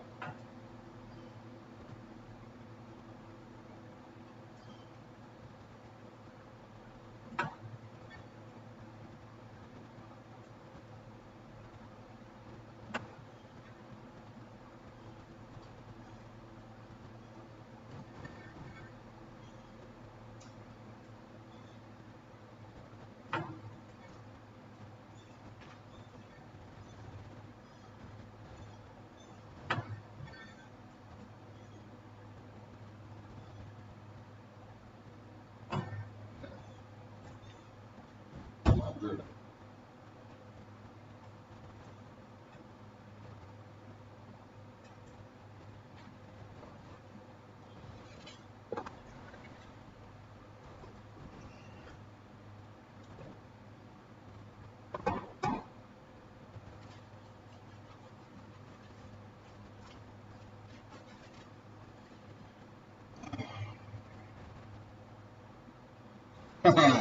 I'm gonna hold you to that. I'm gonna hold you to that. We'll do I'll do a YouTube live. We'll have the camera in the corner, and anybody who can make it out, we'll just have a big old celebration. All my pro staff, any of my YouTubers, YouTube subscribers who are willing to make the trip, we'll do a big celebration. That's gonna be a big deal. That'll be a very big deal. Very, very big deal. That's game time. That's when employees start getting hired, right? That's when you have to have people, because it doesn't do you any good to produce 50 baits every 2 minutes. If you're the only guy, you have to take the mold out, demold it. Like, you need people. Take it out. You've got another mold. You're putting it in. They're demolding. This one's loading jigs. So but if you can keep it humming, if you can keep it going, and then you just have to have the sales outlet. So right now I'm cutting my teeth on that. I'm learning the industry in terms of wholesale, in terms of what retailers are looking for. I actually give you guys a little, you got it. You will get the first invite. I plan on having Jared, as Rob, you know, I'm going to set chairs up here in the corner. I'm going to take that back table out. We're going to bring some chairs in. I'm going to do like a little podcast type interview with Jared and Jenny if she's willing. I asked Jared because I don't know when I'm going to do this, and I know Jenny's planning on the move to Texas. So anyway, I asked Jared, but I'm going to have him come in and I'm going to interview him, like, what do tackle shops look for, right? Things that can help other bait makers. Like, I don't know if I'm just blessed or if other people have these same kind of connections that I've been able to make. But like Jared and Jenny, like, they're team bent rod, like and it's not a secret. Like, they really believe in what I'm doing. They really support me, and more than just having my baits on the shelves. I've said it here many times. They invite me. Like, when I went to their event, that vendor event, they didn't charge me for that space. Like, I came there and they said, set up, sell your stuff. Like, they carry those baits there. They're like, sell them. Jenny even said, if you run out of a color, you can do your sale on what we have going on in here to help me get this stuff off the shelf, because I want that bait. I want that bait. I want these colors. When did you make these colors? I'm like, you got to follow my YouTube. Like, they're all about it. And having some insight for other bait makers from a retail shop owner going, this is what we're looking for. You know, if you do this, this will give you a leg up over this. Like, this is what we don't like. So I had this talk with Jared and Jenny when I was first started. I just went in and asked them, are you guys willing to sit down with me? I want to talk to you. I want to pick your brain. And it helped me immensely to understand what it is that a tackle shop owner is looking for in terms of you knocking on their door or you going in there saying, hey, here's these baits that I make. I want to be on your shelves, right? They gave me an inside track and an understanding of how to effectively do that better. So I plan on having an interview with him and just putting that video out there to hopefully help small bait makers get in more tackle shops. Honestly, let's face it, if you go into a tackle shop, you know They have Berkeley, they have Rapala, they have 6 Cents, right? But you don't know about their local guys, right? You don't know who they have local. So like we work together. Because when I first got into Jake's, they had my stuff like my jerk baits were with the jerk baits, my whopper ploppers were with the whopper ploppers. I went and I told Jenny, I was like, this isn't going to work. She said, what do you mean? I said, you need to have all my stuff together. Nobody knows who I am. So unless there's something where all my, and she goes, you know what? You're right. I didn't think about that. I'm so used to going, oh, the jerk baits go with the jerk baits, and the whopper ploppers go with the whopper ploppers, and you know the crankbaits go with the crankbaits. So they took a little end cap, which is prime territory, and put me up on it. Like that's crazy. Like a small time local guy, and they gave me end cap space. That's when I was like, oh wow, I just expected to be like in an aisle somewhere altogether, but they gave me end cap space for like a year and a half. Like I'm not now. I've got a little bit more of a presence in the area now. There are people who know that I'm there and they go there looking for my stuff. But when I was brand new, like they were great to me. So anyway, I want to help other people get that kind of relationship built with their local shops, help them get more of a presence, make some money on their baits, and keep going.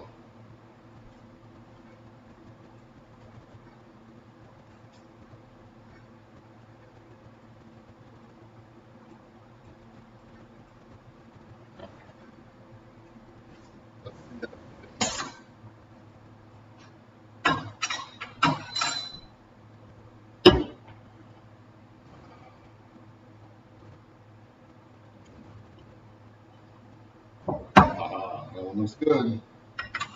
Let's double check it with the light. Real balls. Love it.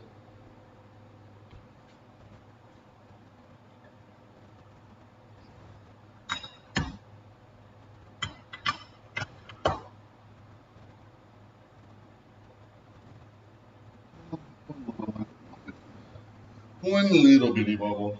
Probably get away with it. If these baits weren't so translucent, you wouldn't even know that was there. In another bait.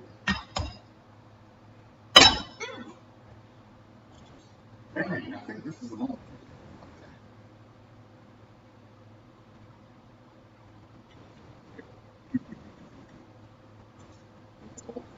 Second bait.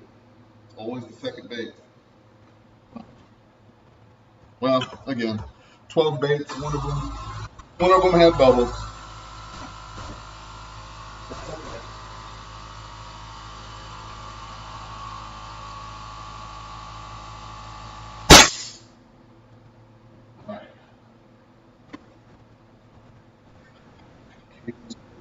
Done. Shoot these again. Two bags of stock. Then I'm just going to focus on the other guys.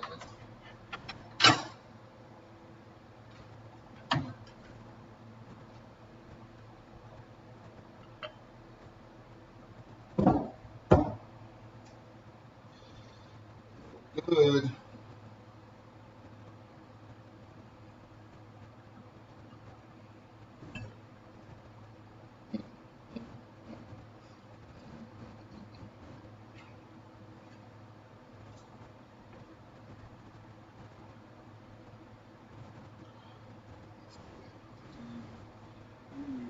Yeah, this is what today. Pre-rigged, hover rig. Bubbles? Never enough bubbles. Yes. You turd knocker.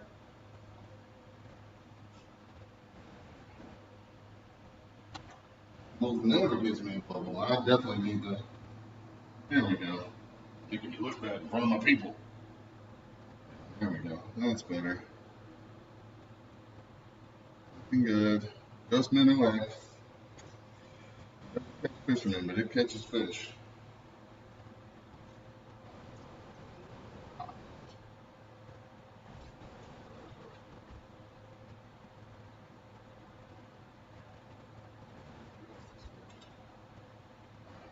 One jig in.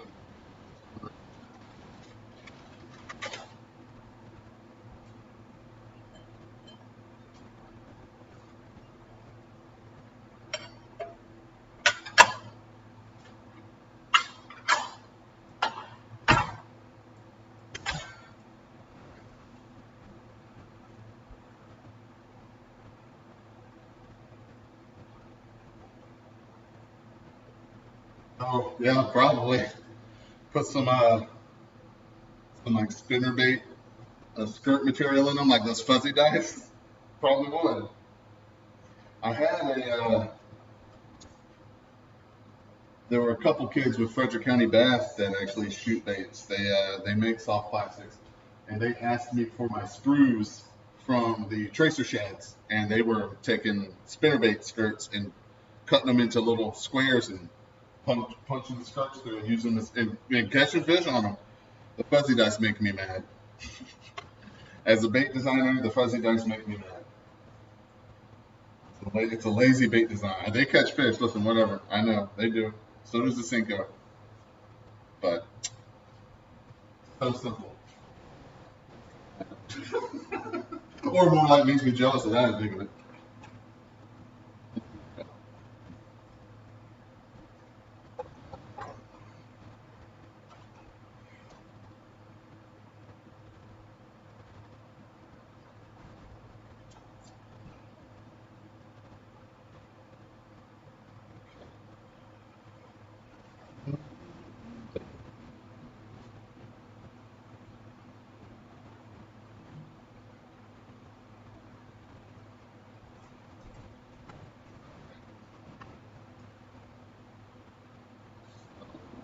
So slow.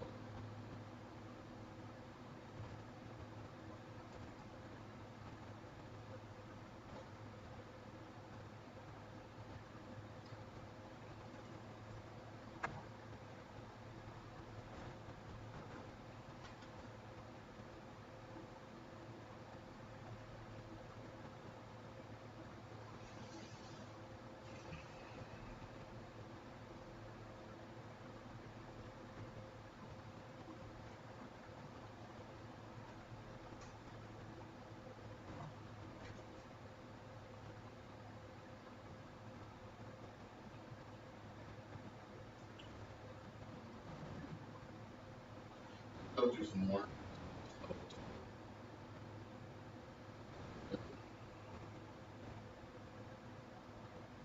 Oh, I still need to do fry breakers.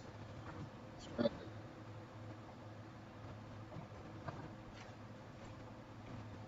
I got to get online and order a bunch of eyes for fry breakers.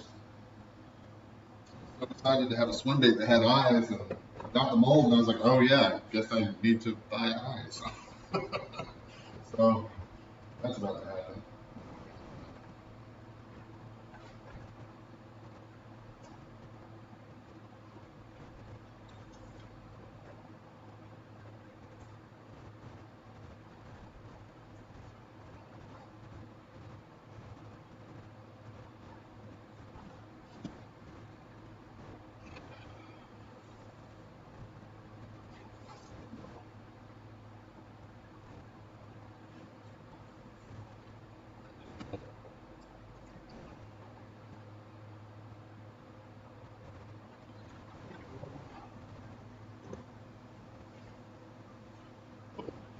Wife's texting me. In trouble, boys.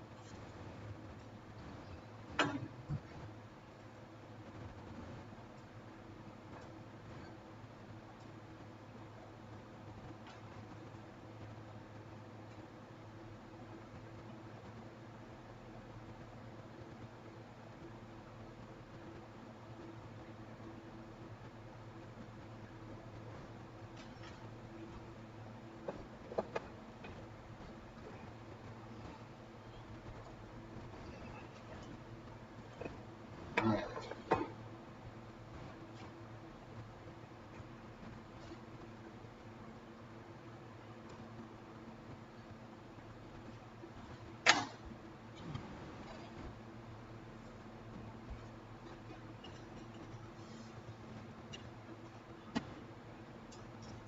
sure everything's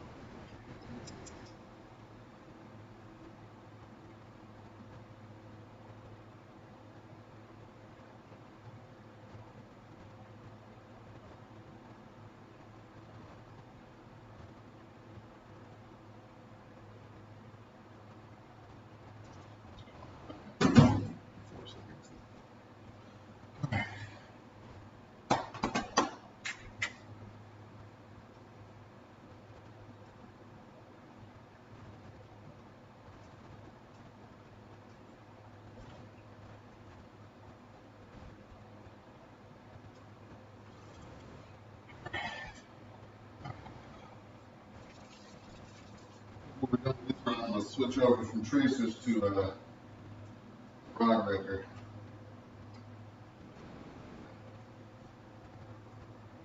Maybe we'll do some tactical nukes as well. Well, 1, 2, 3, 4. One twitch switch. More twitch switches. One more twitch switches. I think we did.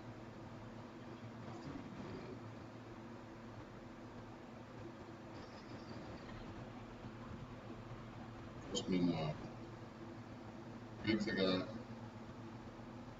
River rigs, really. Tracers I got, worms and nukes I got. Okay. River rigs. Sure. Looks like we're shooting river rigs today. Wasn't planning on it, but double check the order. It did get quiet. I got boring, I think is what happened. I got focused.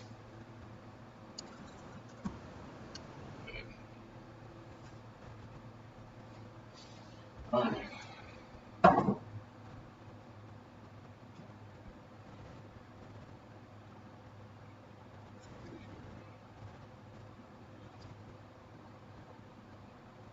Rob, what time of year do you generally start fishing? I know you said you're not fishing yet. Are you a spring guy or do you wait for summer? You mainly do catfish, right?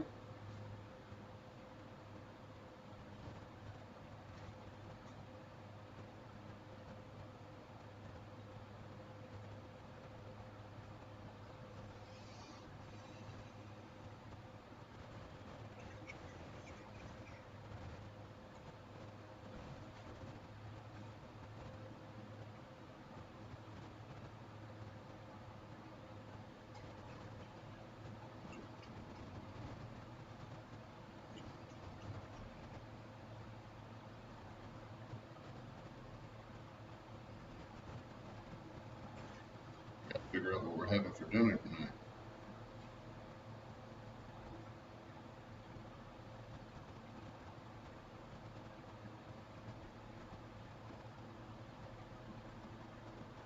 Spring gobbler.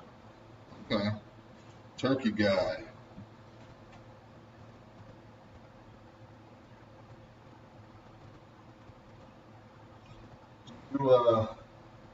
You hunting turkey for sport or do you eat them?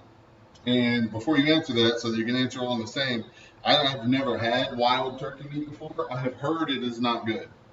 Um, but I've never had it, so I can't weigh in on it. Is that something do you eat it, and do you agree that it's not as good as store-bought turkey? I've heard it's tough, there's not as much meat, which I mean, I guess it makes sense. They definitely plump them up on a farm.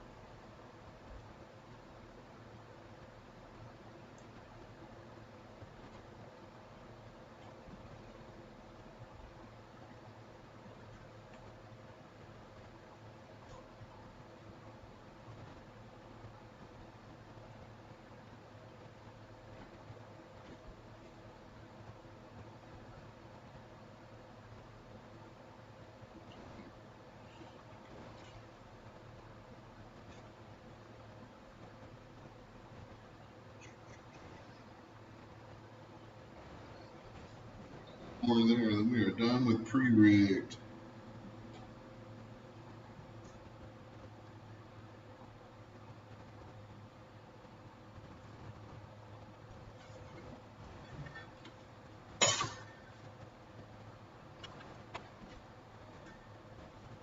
I don't like how this.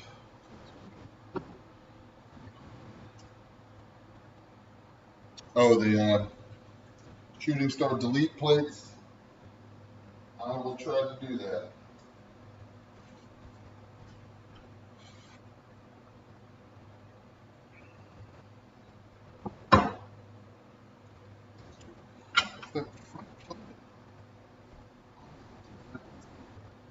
Two of them this time.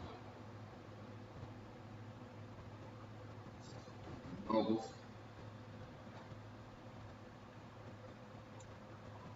Okay.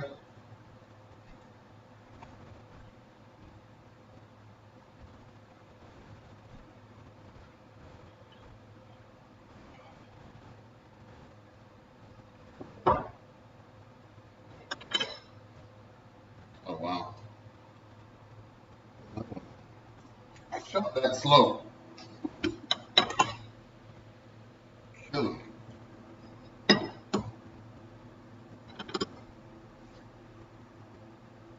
Those are good. Perfect.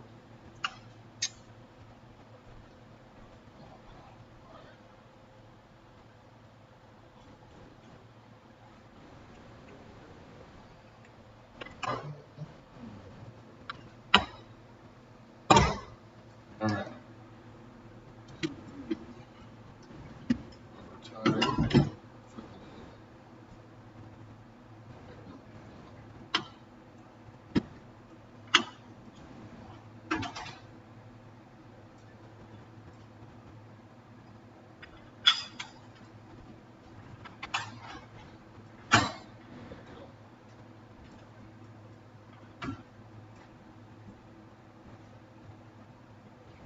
Some rod breakers. Love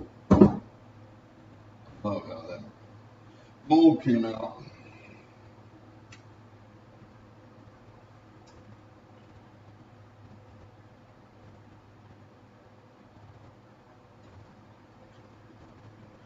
I missed something. Okay. You cook all your turkeys with apple juice. Are they normally dry if you don't? Did I miss? But yeah, I've heard it's just not quite as good. I'm not a huge turkey guy, honestly, to eat it. Evan rolls around, give me the ham. Point me towards the ham. I will tear up a ham and some mashed potatoes. Make you uncomfortable watching me eat ham and mashed potatoes. And deviled eggs, baby. I say that my wife came up with an amazing way. Well, she didn't come up with it. We saw it on YouTube, but crazy good way to cook turkey. Now I gotta admit, I do eat some turkey, but traditionally, it doesn't. It does kind of.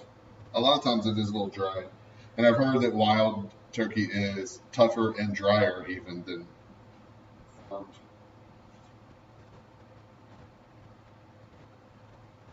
You just like the flavor. You like it better than farmed? Is it better than farmed? I don't think so.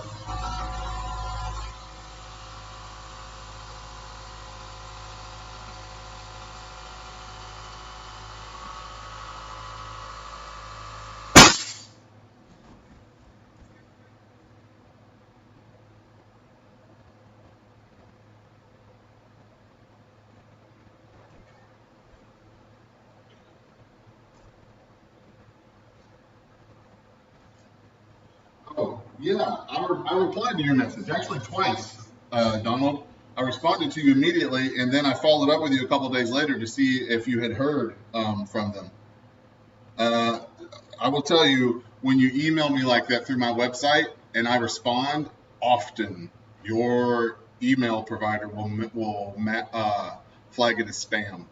But if you look in your spam folder, you'll see I responded to you twice, actually. I was curious if you had gotten a hold of them and what your outcome was, because I have a connection with him. Like, I chat with him. I was chatting with him that day, actually.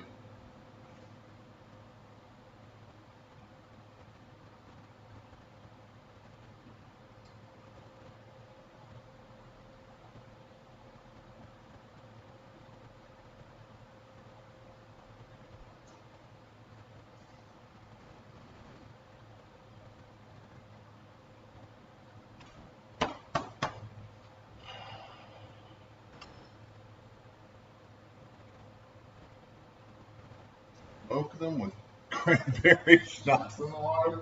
Okay. We there's a channel here on YouTube called Sam the Cookie. You need to check him out. Oh, did I disconnect? Oh, yes, just said I reconnected successfully. I didn't know I had disconnected. They responded by email and were to get back with me. I'm assuming the word, the get back with you, means that they did not. I'll reach out to Max. I know the owner. I mean, no. I know him via phone. But I'll Donald Adler. Is that your name? Like, if I tell him Donald Adler, that's how he'll find you? I'll bring that to his attention. What's up? Before I do that, I will tell you, I know what he's going to ask me. Like, do you have, I know I'm not asking for it because it probably has your personal information on it, but do you have, like, the email? Like, because when you place an order with him, you get the email going, hey, thank you for your order, and then you can see your order. Like, do you have that so you can show him I did order the right thing? Like, here it is.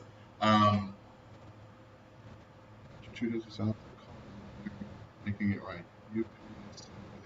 Today. Oh, okay. Yeah, that doesn't surprise me. Look, I'm always going to be honest with you guys. I love Woo molds. I've not had a negative experience with them. I have not. People have. Now, people that have say that they did a couple of years ago.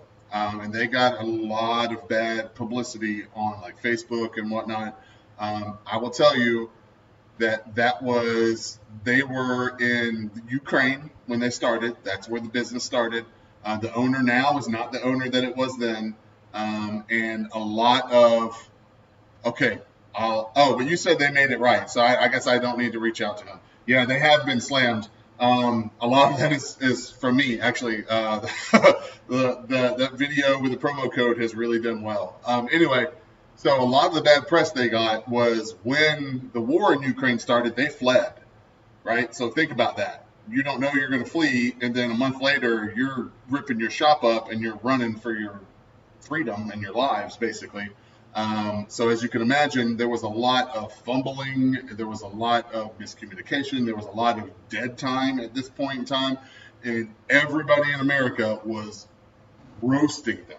I ordered molds, I never got them, blah, blah, blah. They don't respond. They've gone MIA. This place is a scam, right? They weren't a scam. They were literally running from a war. They're now in Latvia.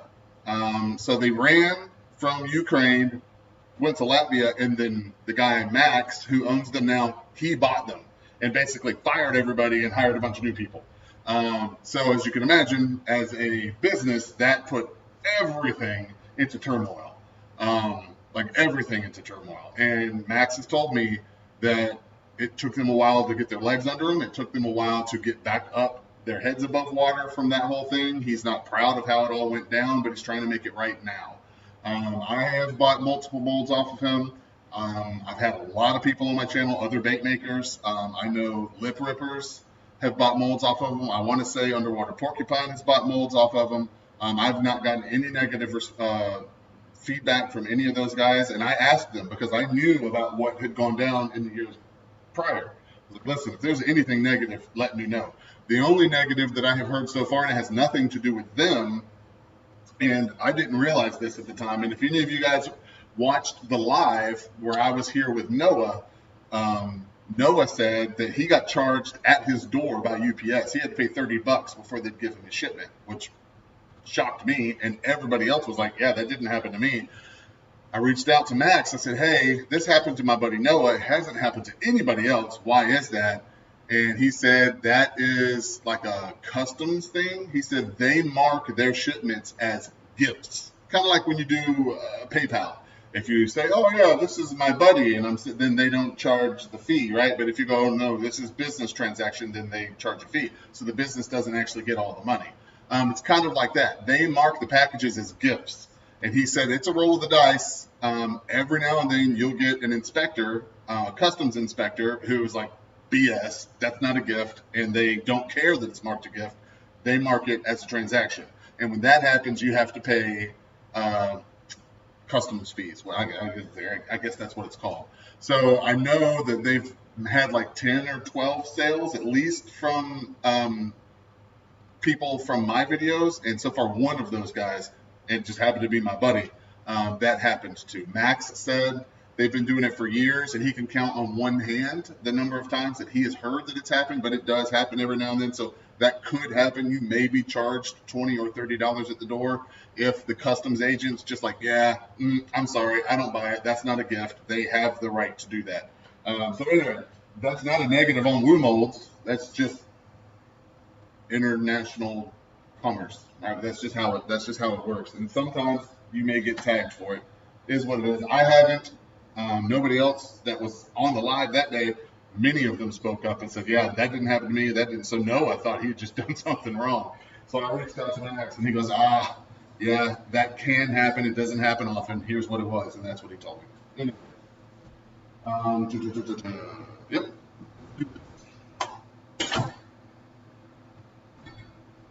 I'll get some rod wreckers made here.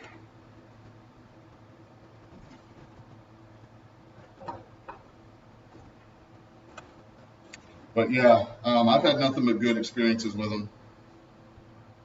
Oh yeah, you know the government's going to get it. If they can get it, they're going to get it. They were very nice about it. I sent pictures and did still have my email to actually respond to. Yeah, yeah, he's a night owl. Every now and then, I don't realize what time it is there, and we're going back and forth, back and forth, back and forth, back and forth. And he'll go, okay, well, it's 3:30 a.m. here, so I'm going to stop responding now. I'm like, oh my God, Max, I'm sorry. It's like 8 here. That did not occur to me that it's like super late for you. Yeah, he's a night owl. He stays up. He's busting his butt to try to make that company bigger than it has been. So I'm happy to represent them. And so far, I haven't had anybody with like a real negative thing. I mean, it's unfortunate what happened to you. I guess you're keeping the open pour, so if you look at it that way, you got an open pour out of the deal. Yeah. Nothing but good reports so far.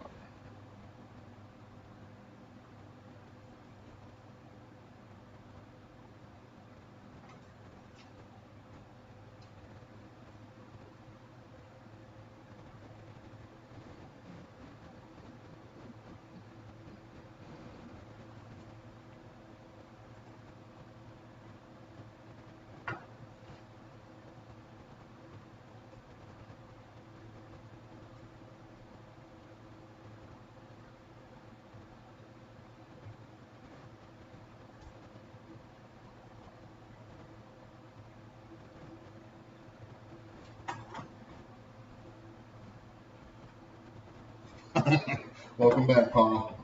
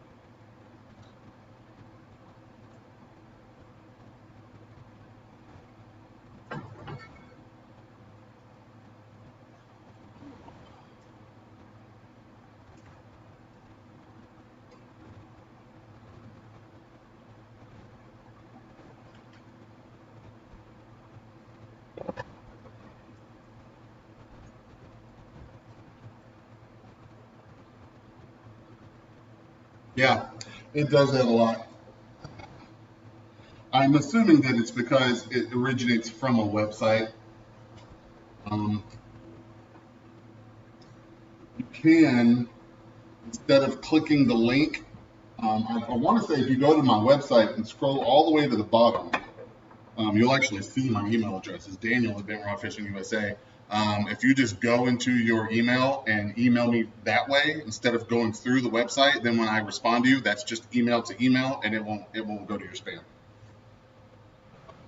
At least it shouldn't.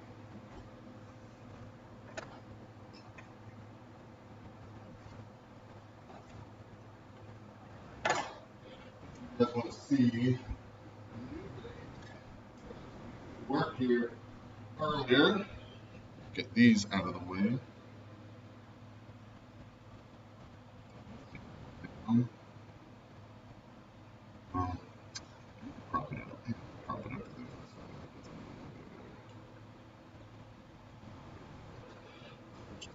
And hope it's in frame. This is the rod wrecker. This is what I'm shooting. So that hook is just leaning against it. That's not in it. But yeah, that's holding it up.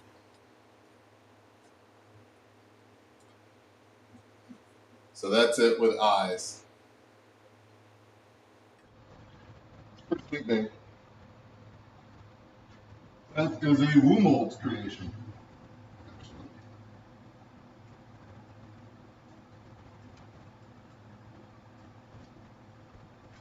Ooh, I need to check.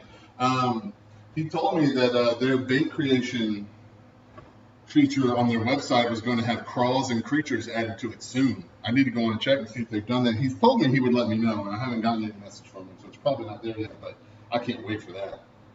If anything like that crawl on their homepage is in there, whoo, I'm about to be broke. I'm telling you that. 'Cause I'm going to make a big old mole. I want that. I want it bad. Such a sweet baby.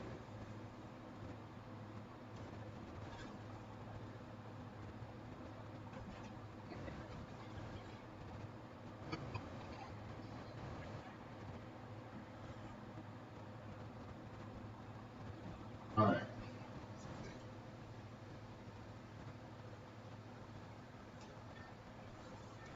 Oh, that's right. I need to make some river rigs. So,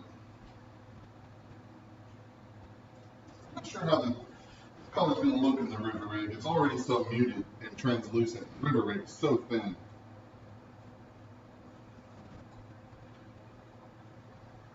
We'll find out. Find out together. How the rod wreckers turned out. Oh, no.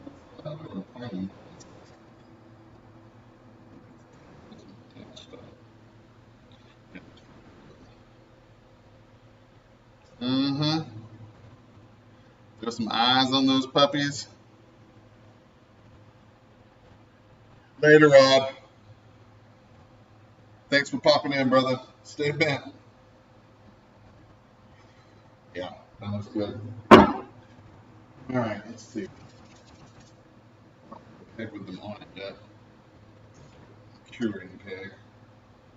If only I had a better peg to cure these baits on. Oh,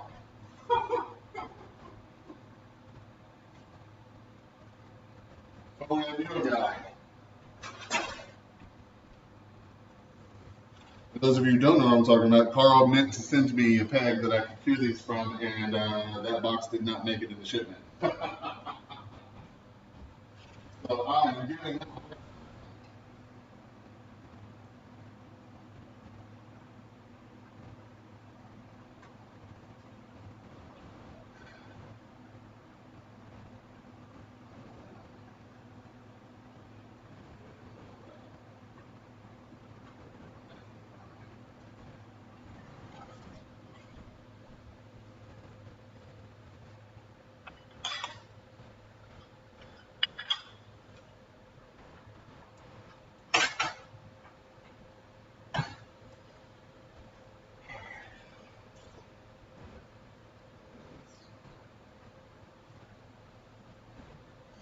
Beaver are kind of a pain.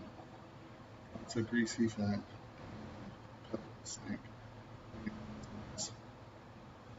Yeah, I've heard that is the case.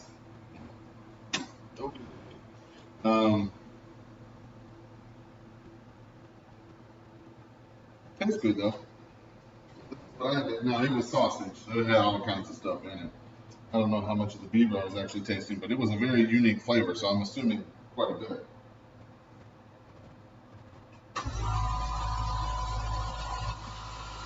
Killing me.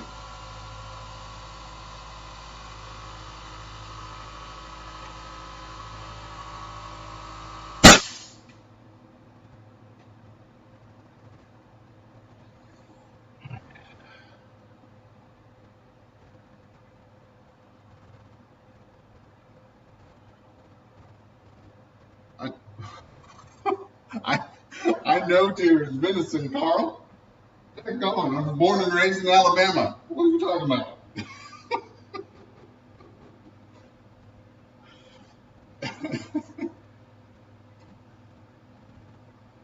I love deer. Used to have a freezer packed full of it, but lost my hunting rights. Uh, for the property, not like to the state. It's not like I broke any rules or anything. Private property I had access to, and I no longer do. That's good. That's good. That's good. That's good.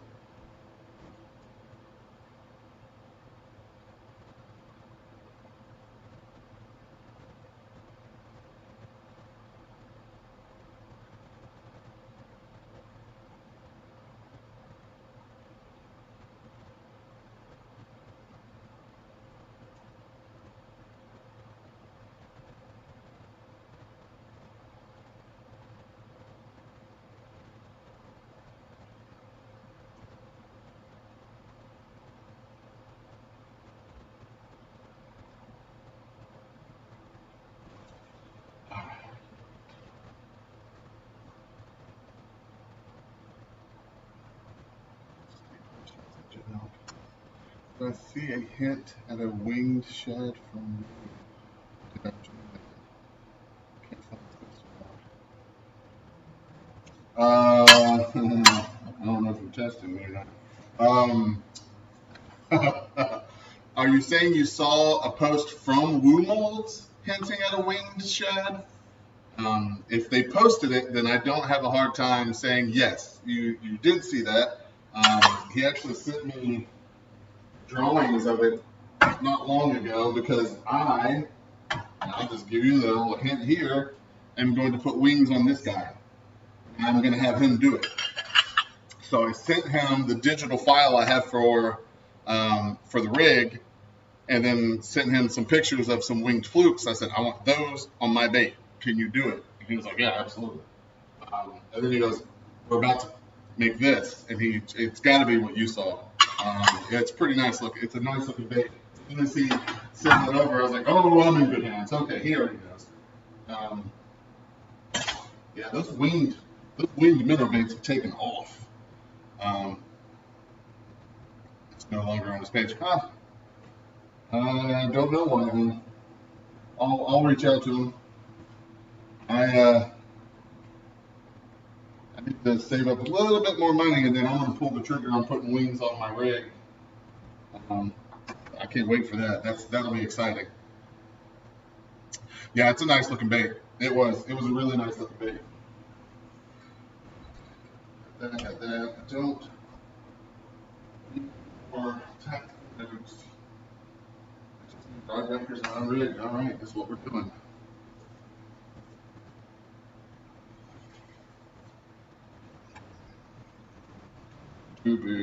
How much more do we have?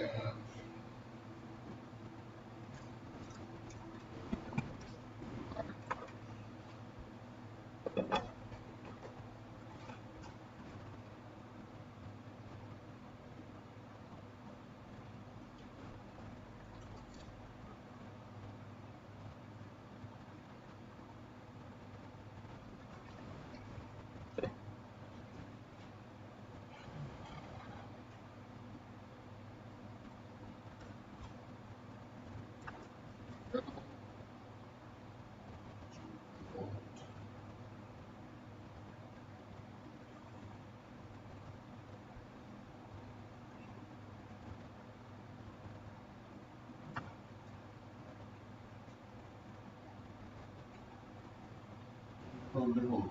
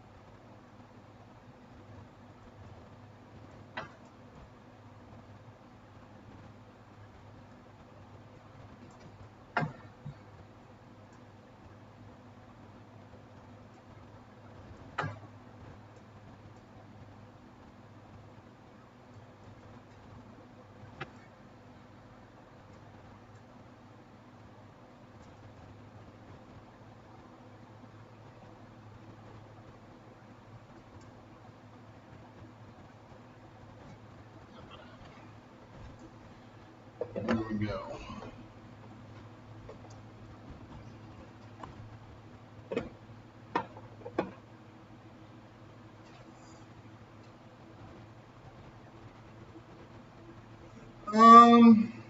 Probably not a whole lot longer, Carl. Looks like I've got maybe another 2 rounds of plastic left. So I probably won't still be on when you get back from shipping. I also have to go. I got to ship these baits to Ron. Ron's doing a tournament this weekend. He wants Ghost Minnow at. Not the ones I'm making today. I already had some made for him.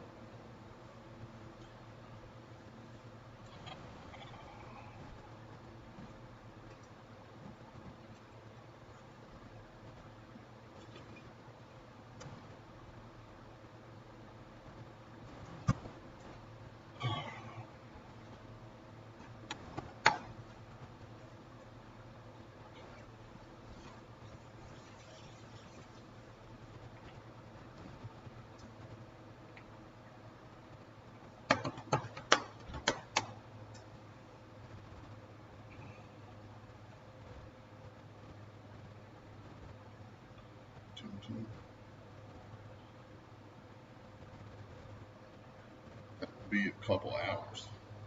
For you, oh yeah, you live way out there. No, for me it'll be 10 minutes. I just got to run to town and come back. That's crazy. A couple hours just to run to the post office.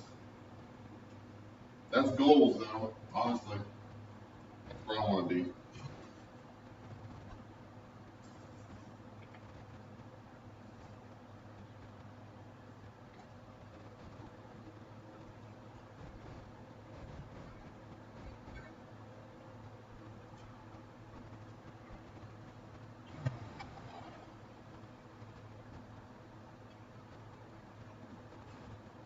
All right.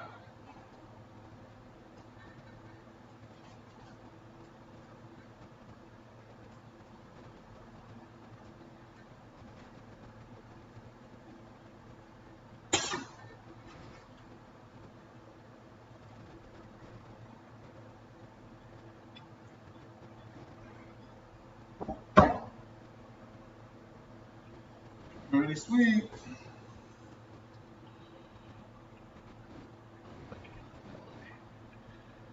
Yeah. That glare off there. Come on, son, in the Shad fishery. That's gonna catch him. That's gonna do it.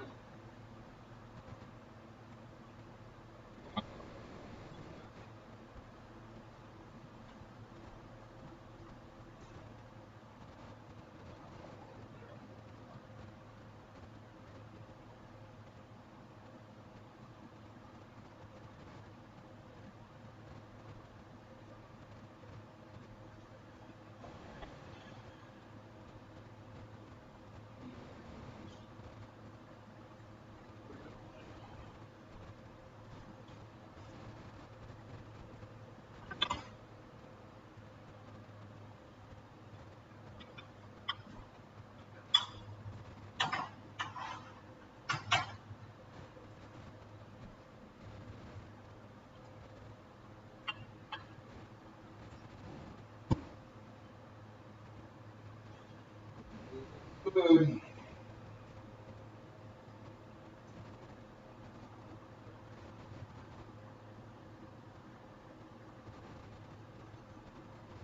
Little split tail minnow.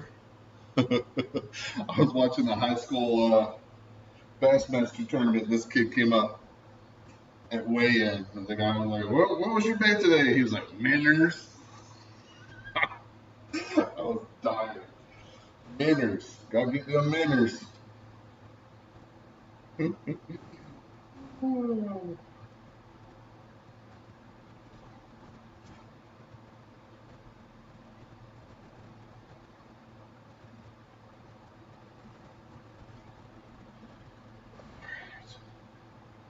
going on, everyone? Welcome to anybody who's new. We are running Ghost Minnow X today. It's a new color I came up with in the winter that is really well right now. It's up here where the water's still super cold. See, a couple people just hopped in, so I will show you guys. I just showed everybody else. This is the color. Very translucent, bait fish color. I do have a video on my channel. Later, Carl. I do have a video on my channel, Ghost Minnow X, that gives you the full recipe. If you want to try the color out, if you make baits and you want to try it out, check out my channel, Ghost Minnow X. Full recipe.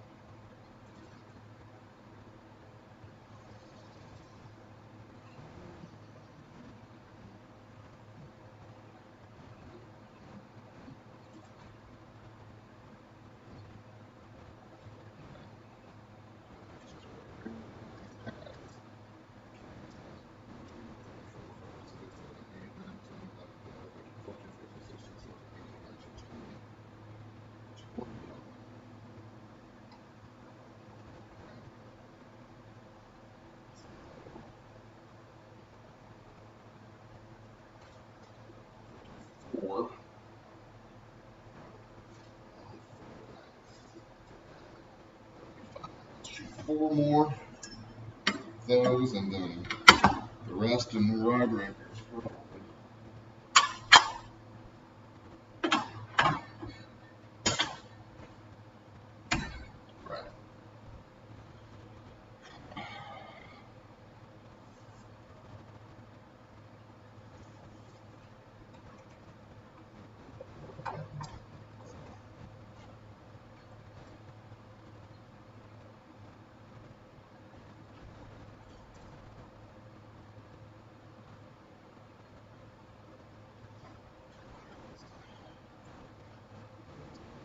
First.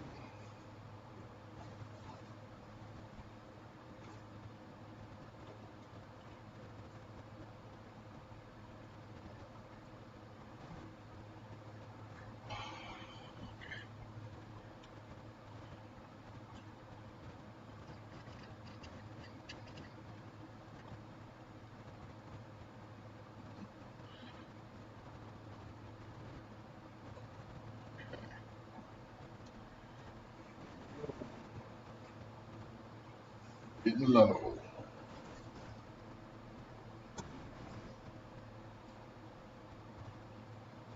Cheers, good.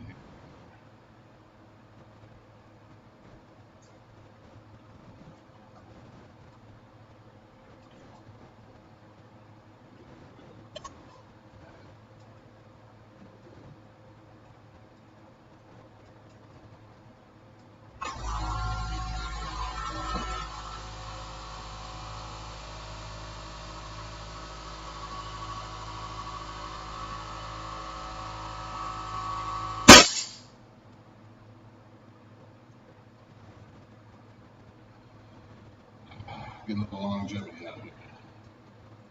Oh, that's definitely.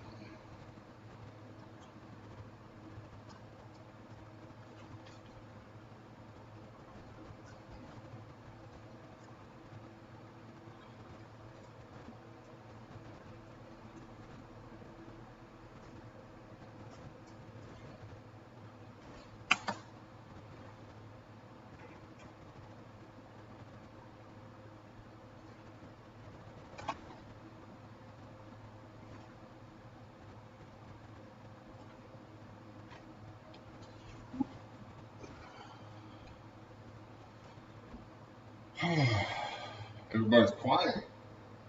Nobody wants to chat. Can't even get a what up. Man.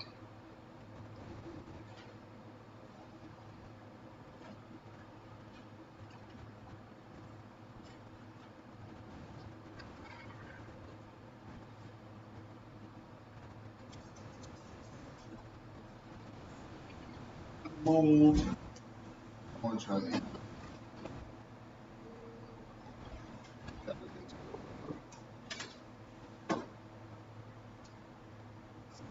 Those.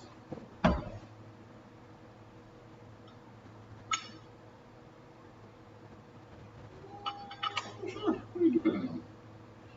Crawl. Maybe.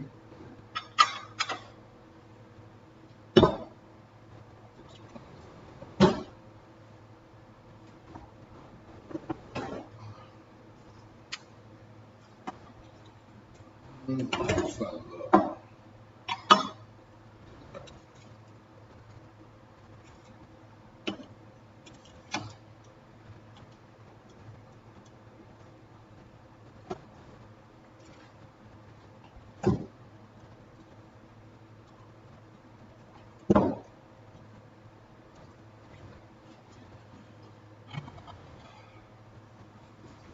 Mold is very cold. Probably gonna have some denting. I'm gonna try it anyway.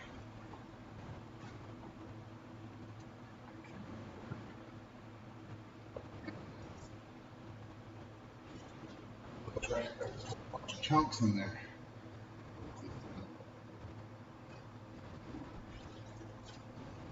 Let's try it.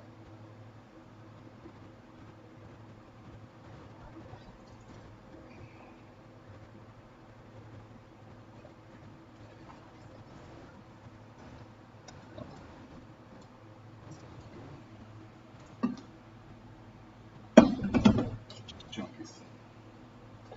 Chunkies. Yeah. That plastic melt.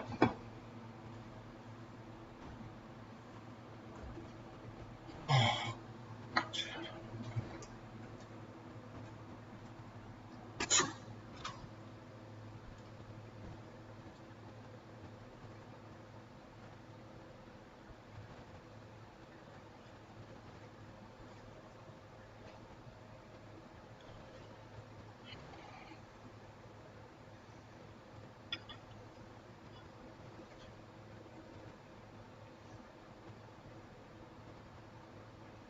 Like it. I like it. Wait.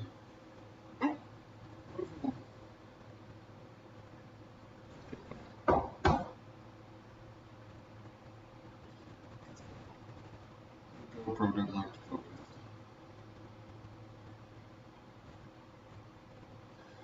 One of my new ones. Here, if you want to see it all finished up, we got some new people in here. That hook's back there just to prop it up. It's just a jig. It's not on it. But that's it with eyes. Pretty sweet. Cannot wait for the warm up. Yeah. Smallmouth thing.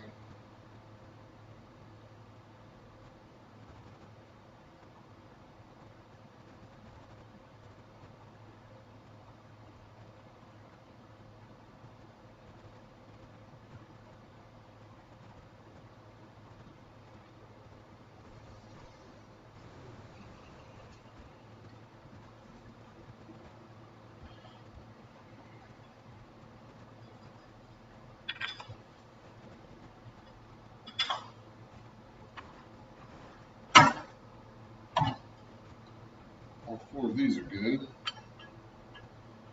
Done. unRIGged. That's good. Good.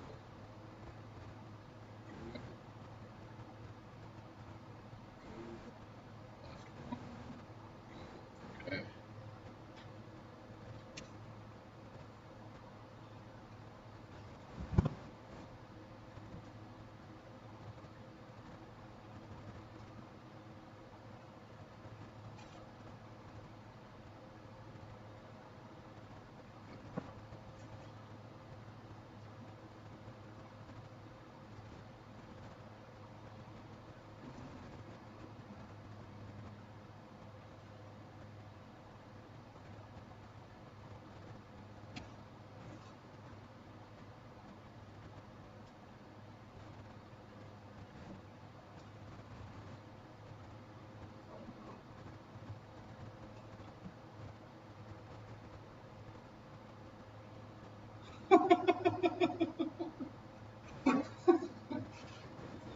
I'm still here, yeah. I'm about to finish. I'm about to finish up. Did you catch anything good? I'm glad you came back. I had a lot of people in here. Nobody wants to chat.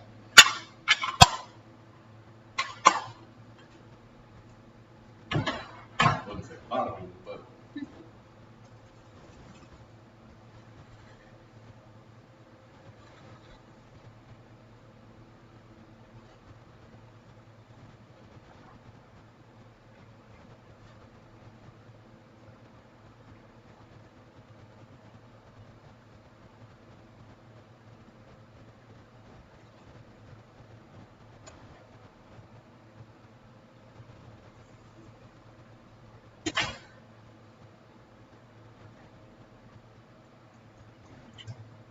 oh, were you fishing for shad?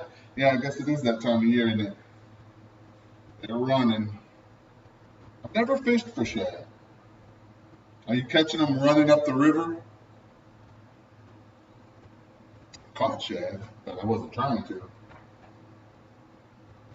They say it's actually a little difficult because they don't want to eat. You gotta like use stuff that's small, has a lot of flash, and kind of tick them off. Like put it in front of them until they're mad at it. Or what I was told from a fly fishing guide years ago. Anyway,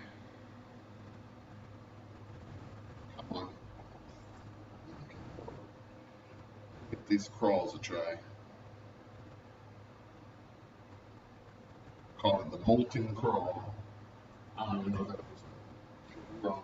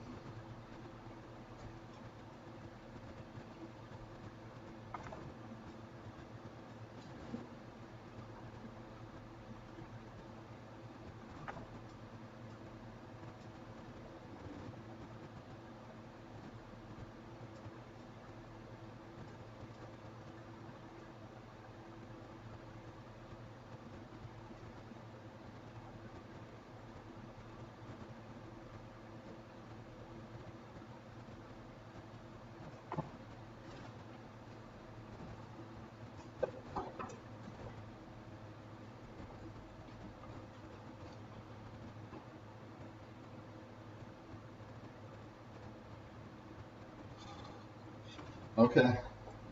What are you using? Like, what are you fishing for shad with? Like little crappie baits, or are you actually like doing like little like flash jigs or something? I think that's what I saw people using, like really small jigs with like flashy boom on the back.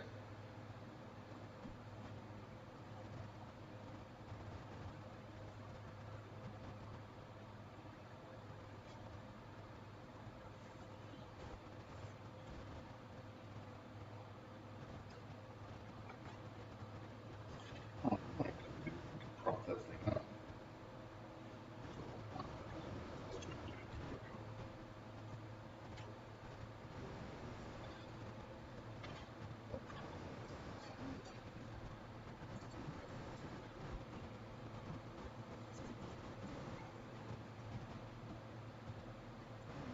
That might be better.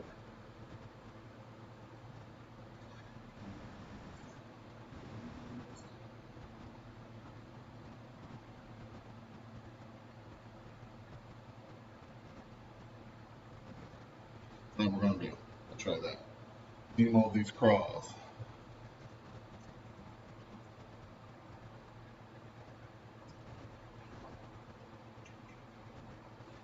Kind of excited about my next custom color build that I'm going to do. I'm actually recording it tomorrow. Use a tandem rig, 2-inch grubs up front, spoon on the back, or double grub. Okay. Huh. Interesting. Yeah. I'm taking a color that I came up with last year for one of my pro staff, and I'm going to mess it up with some 8-bit siren scales. It's going to look pretty sweet. I mean, the color looked really good without the siren scales. So come on, you had siren scales on me. It's going to look better. But I'm pretty stoked. I kind of came up with it last night. I was like, yep, that's going to look good. Gonna look pretty sweet.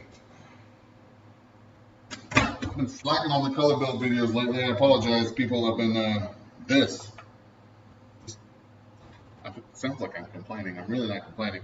But this Ghost Minnow has been all I've done almost. Let go. Look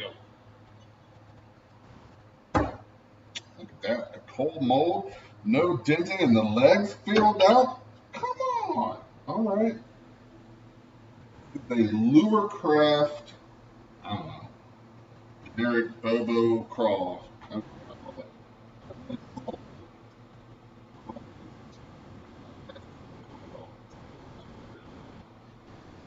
You know I like fishing with a crawl. But it can't. Oh, it's not centered. Yeah, I thought that might be the case. Let me get this. That's better. There you go. One random flake in the claw there. It's alright. Flip it over. It's kind of hard to tell with that back. Oh, there you go. There you can see the lamination. I'll fish it. You know I'll fish it.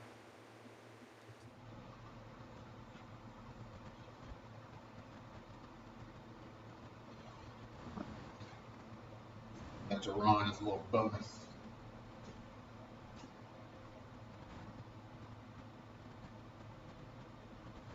Tag.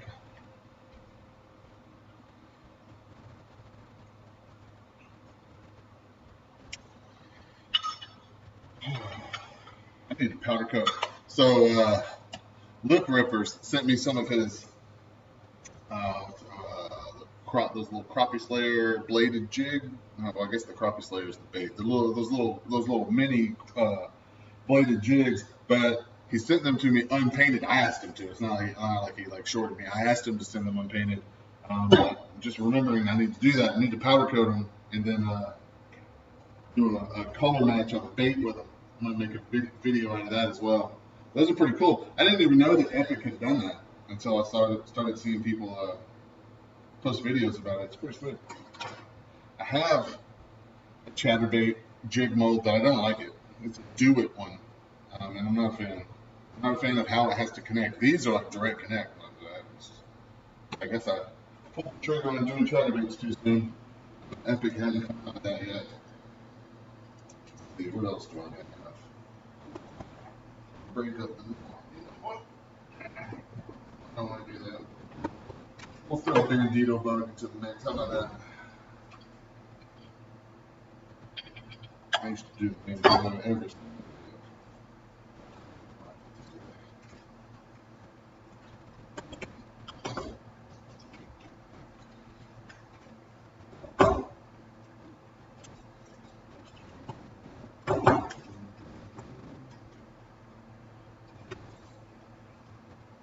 Good grief, it's 2 o'clock.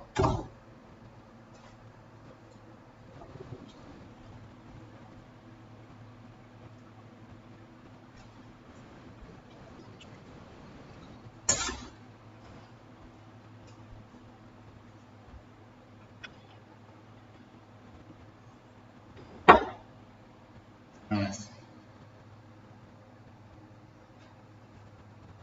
People in. You know, that glare off there. There. Little paddle tail.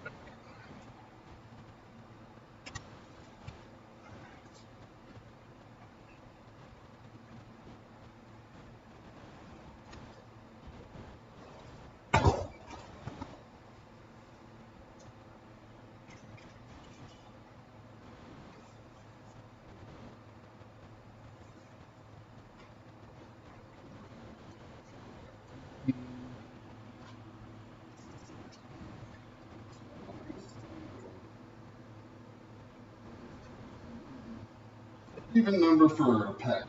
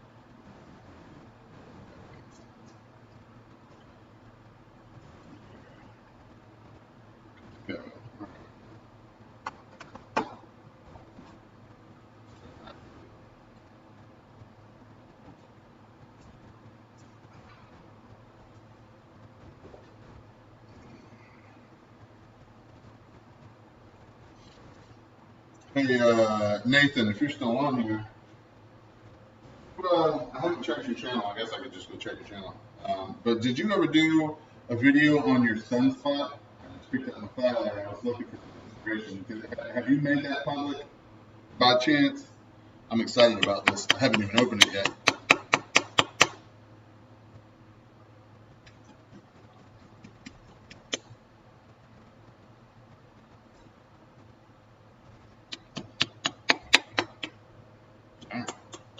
Red line.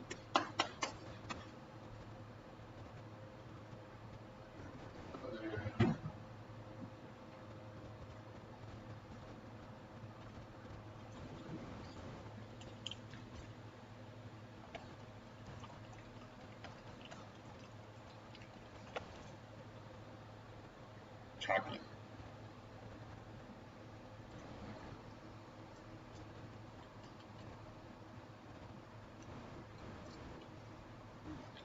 I like chocolate. Haven't done a video on it yet. Far down just did. On, well, not on your color though, not on Sunspot. On Methylate. Yeah. I thought I saw him do a video on Methylate.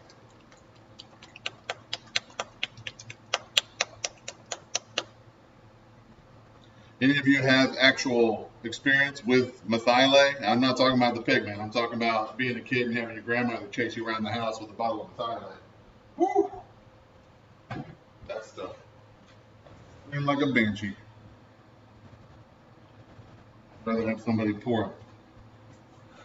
Fucking jelly apple red. And it's, I don't know, Cirrus. I'm familiar with jelly apple red. I don't have it, but it's sweet looking pigment.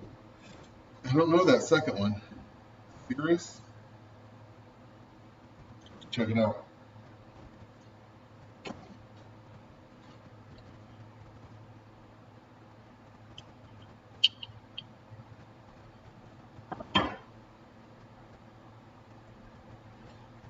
Oh yeah. El Gito.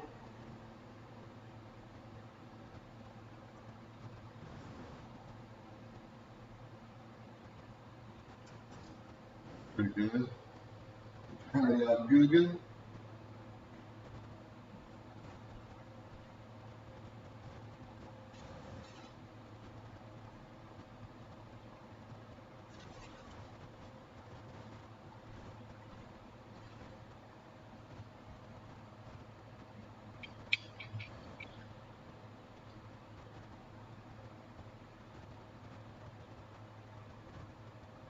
Okay. Have to check it out.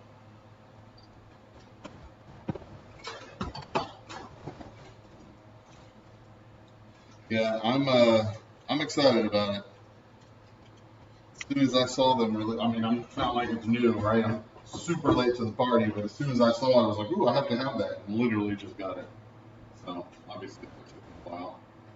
Having all my pigments on the wall behind me has made me very embarrassed of my lack of pigments.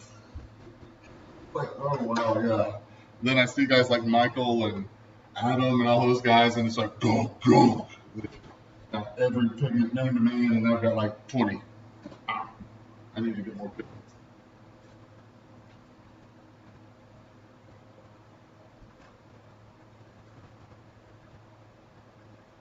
Oh, okay. You probably didn't spell it right. Is it Lure Works as well? The second one, the Cirrus?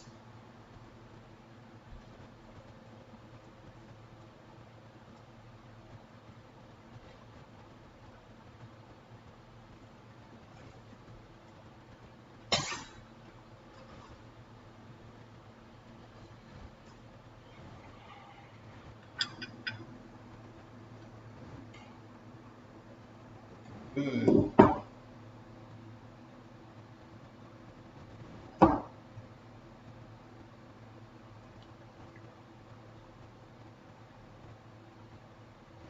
Oh, right on. Atmosphere. Atmosphere I don't have. I've been wanting to get, Noah has it though. I'll have Noah come over.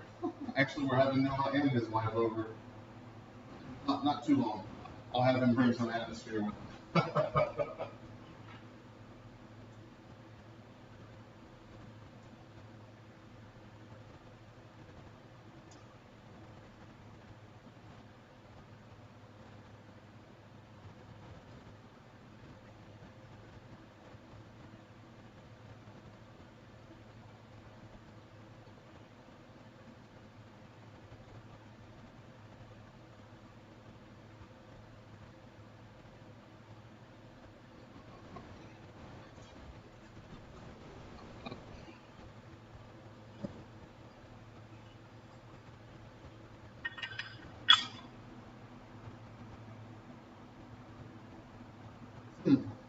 Okay, I'll check that out.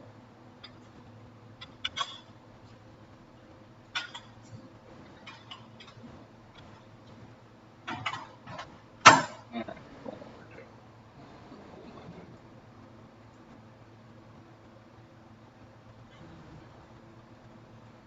Twitch switches. That's a big pull though. Do I have enough? This probably.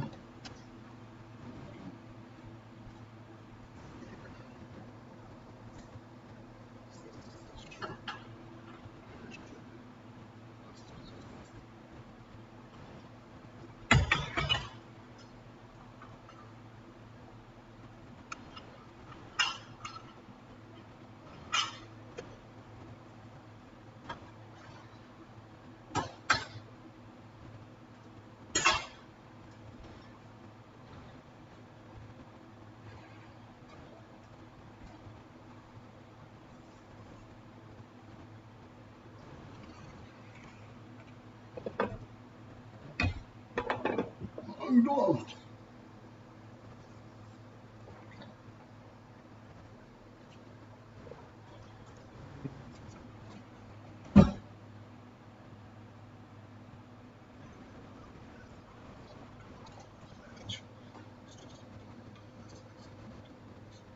Oh, okay. Interesting. I love me some gold. The dead on Yukon's pretty sweet.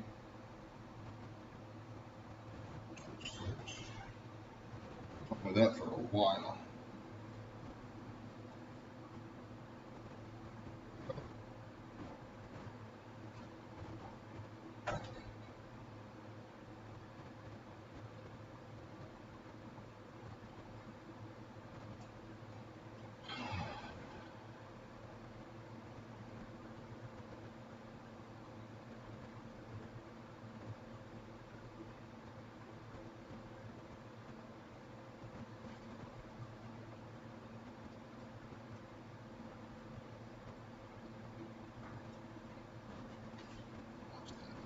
The drink.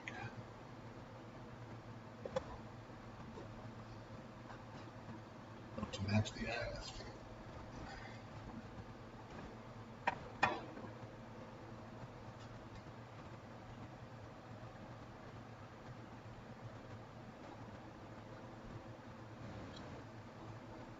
I thought atmosphere was like blue. Maybe I'm mistaking that for something else. Blue to gold. I have lilac from Dead On. That's like a purple to gold, but that's pretty strong. I think that would overpower the methylate.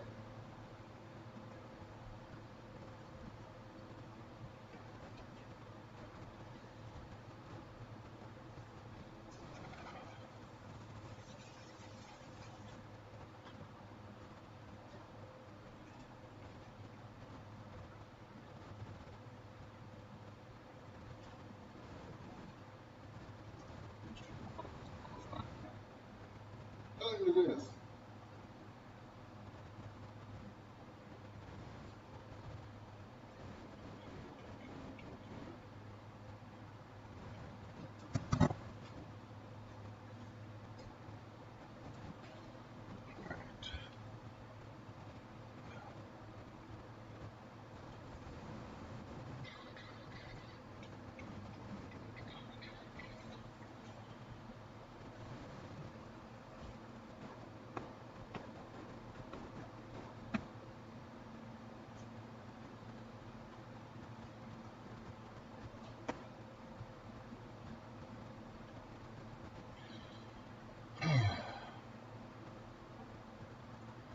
You know, making baits.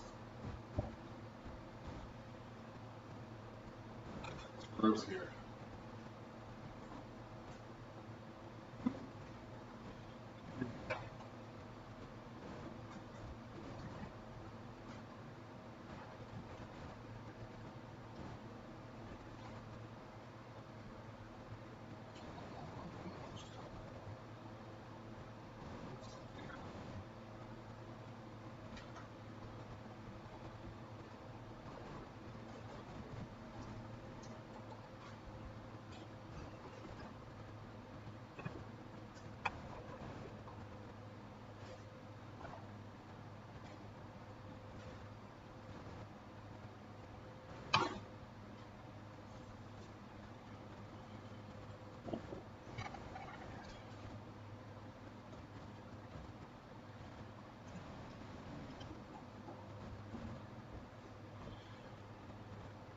That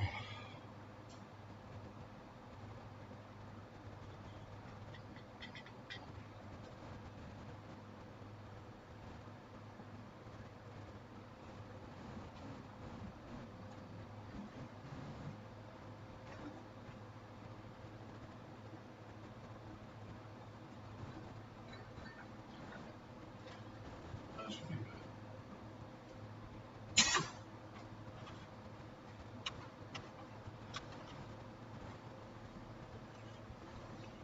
Using test work.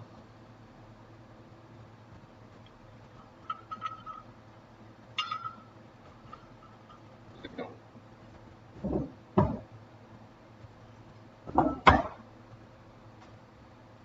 Yeah, that looks good.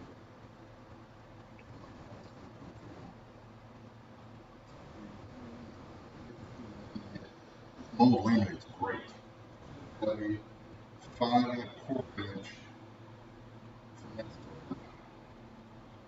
bass tackle, and then prop shot.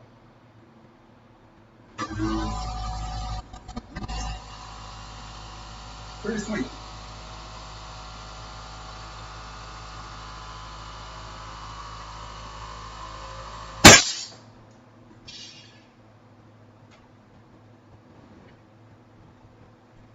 Hands down better than the Buckworm in my opinion. Mold wise, bait wise, it's basically the same.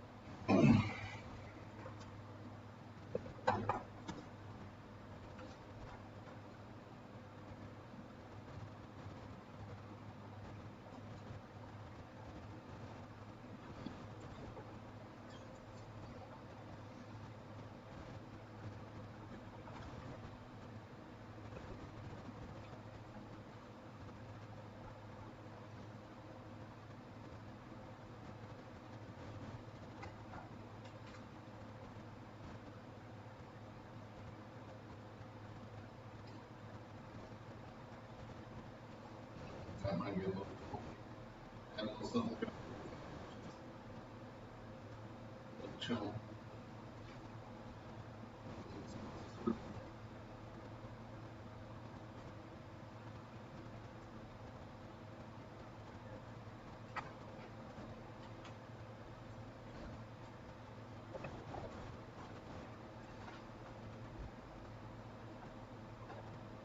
I'm glad you like them, man.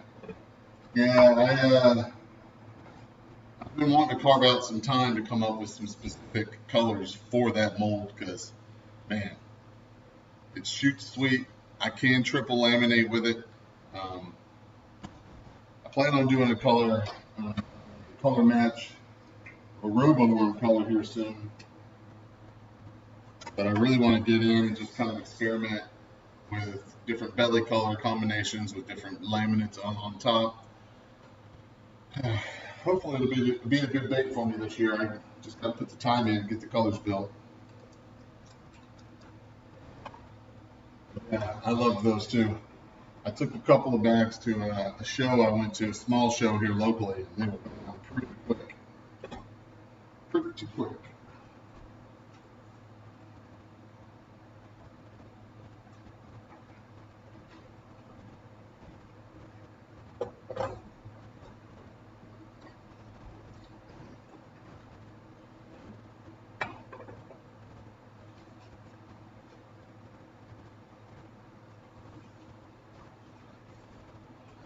People on TikTok doing it, the dome effect. It's kind of cool when you put something out there and then you immediately see people doing it that I wasn't seeing it before. I'm not saying they go, well, I know this guy got it from me because he tagged me the first time he did it and gave me credit for it, but I got it from Chris Jones. He just did it open for it. Wasn't my original idea. I just had the thought to do it in an injection.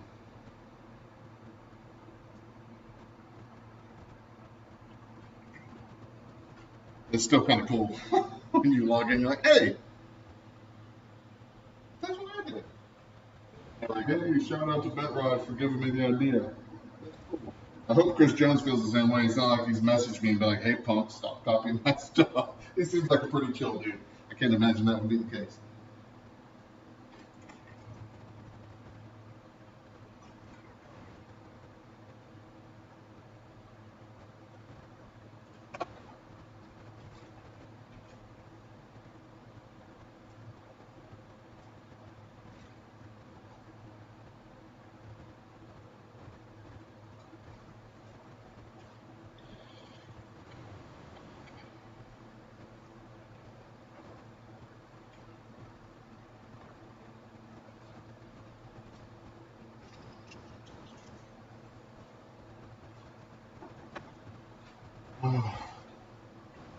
Sticker board update for tomorrow's video as well. Got a couple new stickers.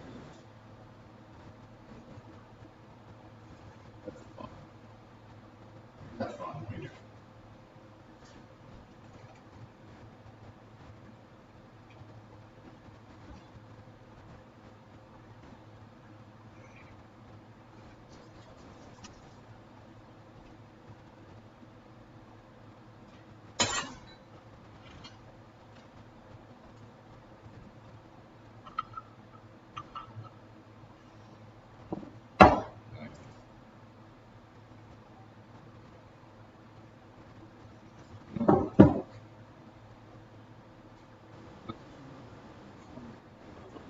Investments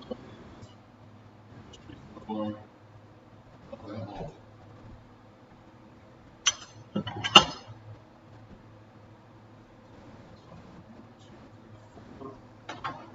Rounded out 5 bags. Left.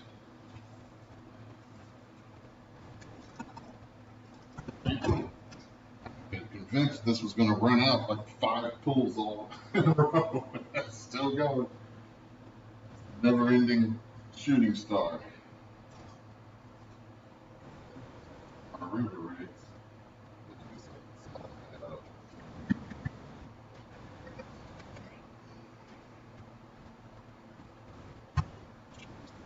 Make sure it's full.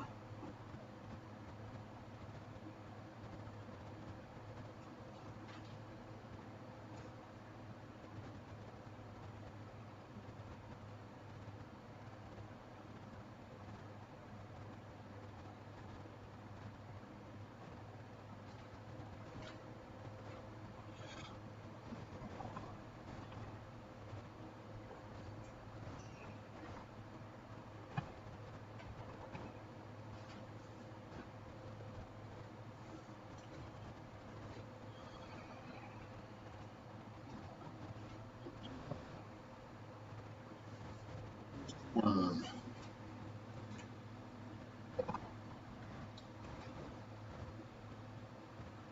There it is. There's the bottom.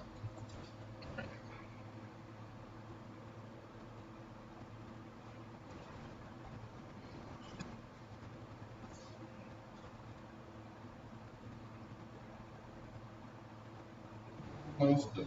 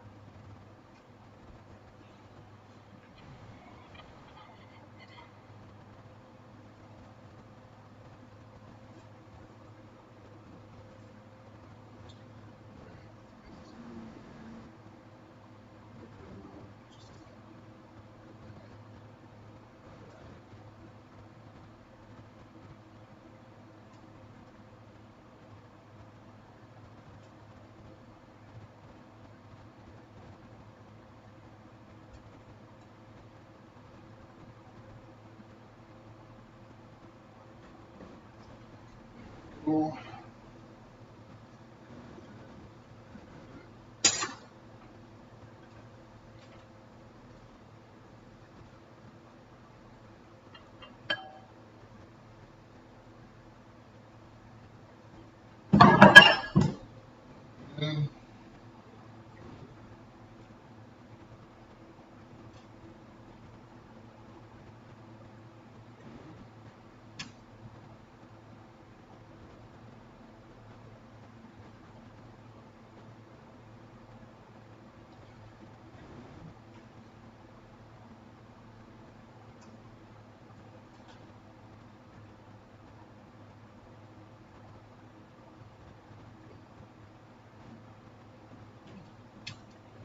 And hey Nathan, if you're still on here, have you had a chance to put those paddle tails in the water yet?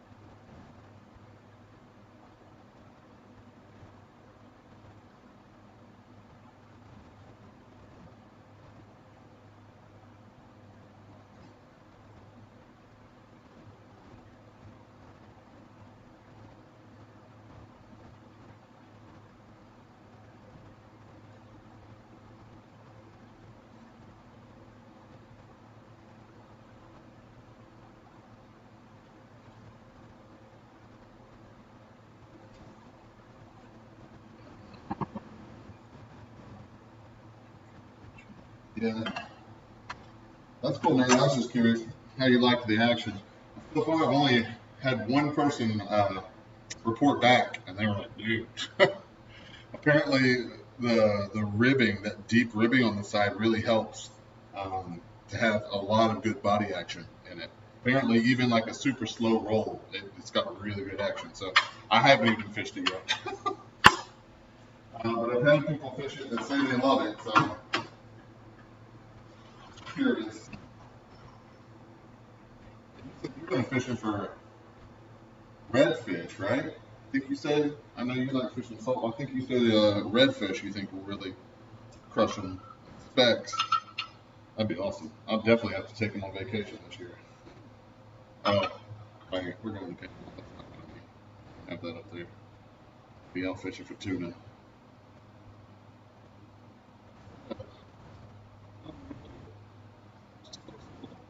A light.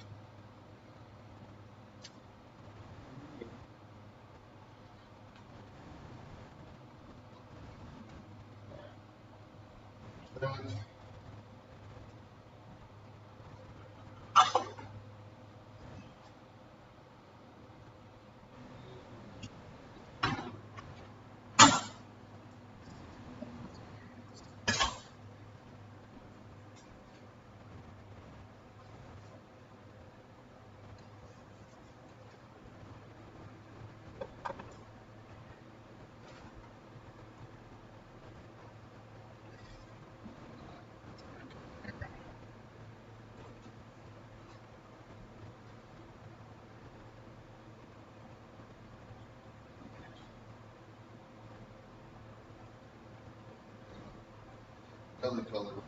Belly color always runs out first.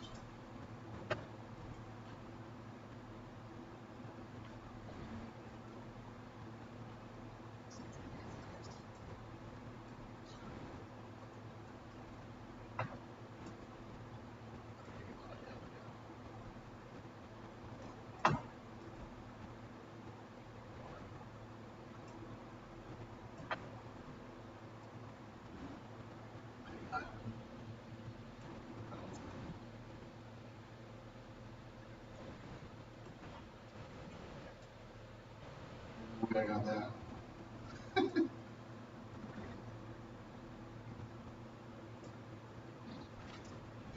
Having enough in here to top them off.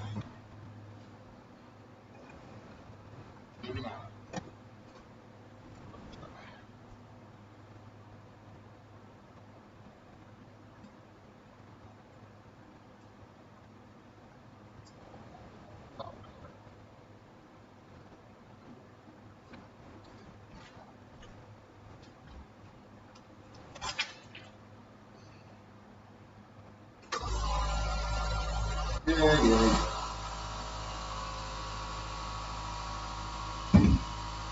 All right.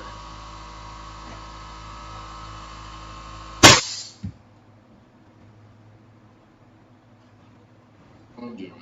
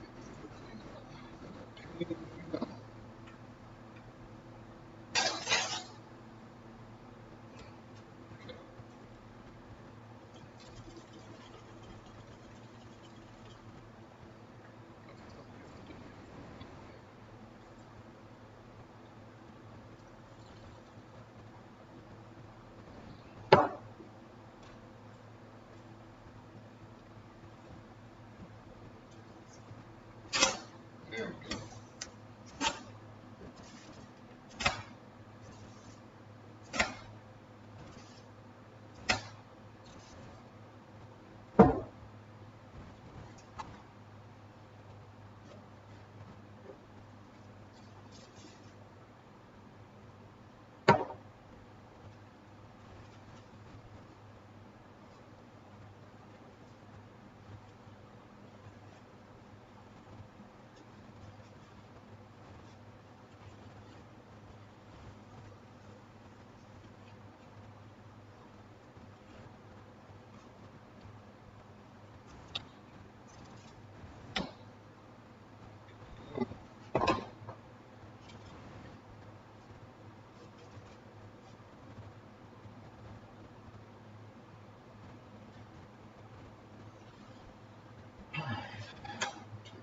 Off.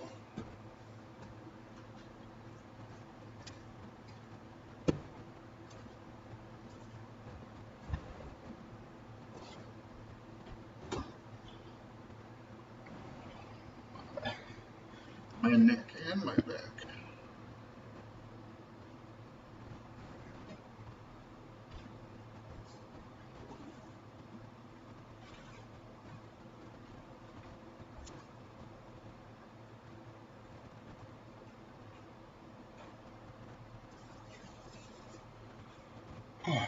All right, everybody. Well, that is the last of my plastic.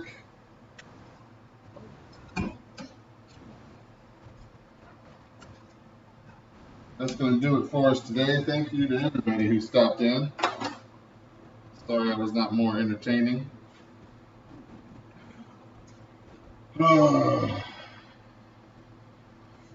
Thanks Nathan and Rob and Carl, everybody else, John, Donald, all my chatters, y'all the ones that keep this from being boring. Appreciate you. Keep making baits, and as always, everybody, stay bent.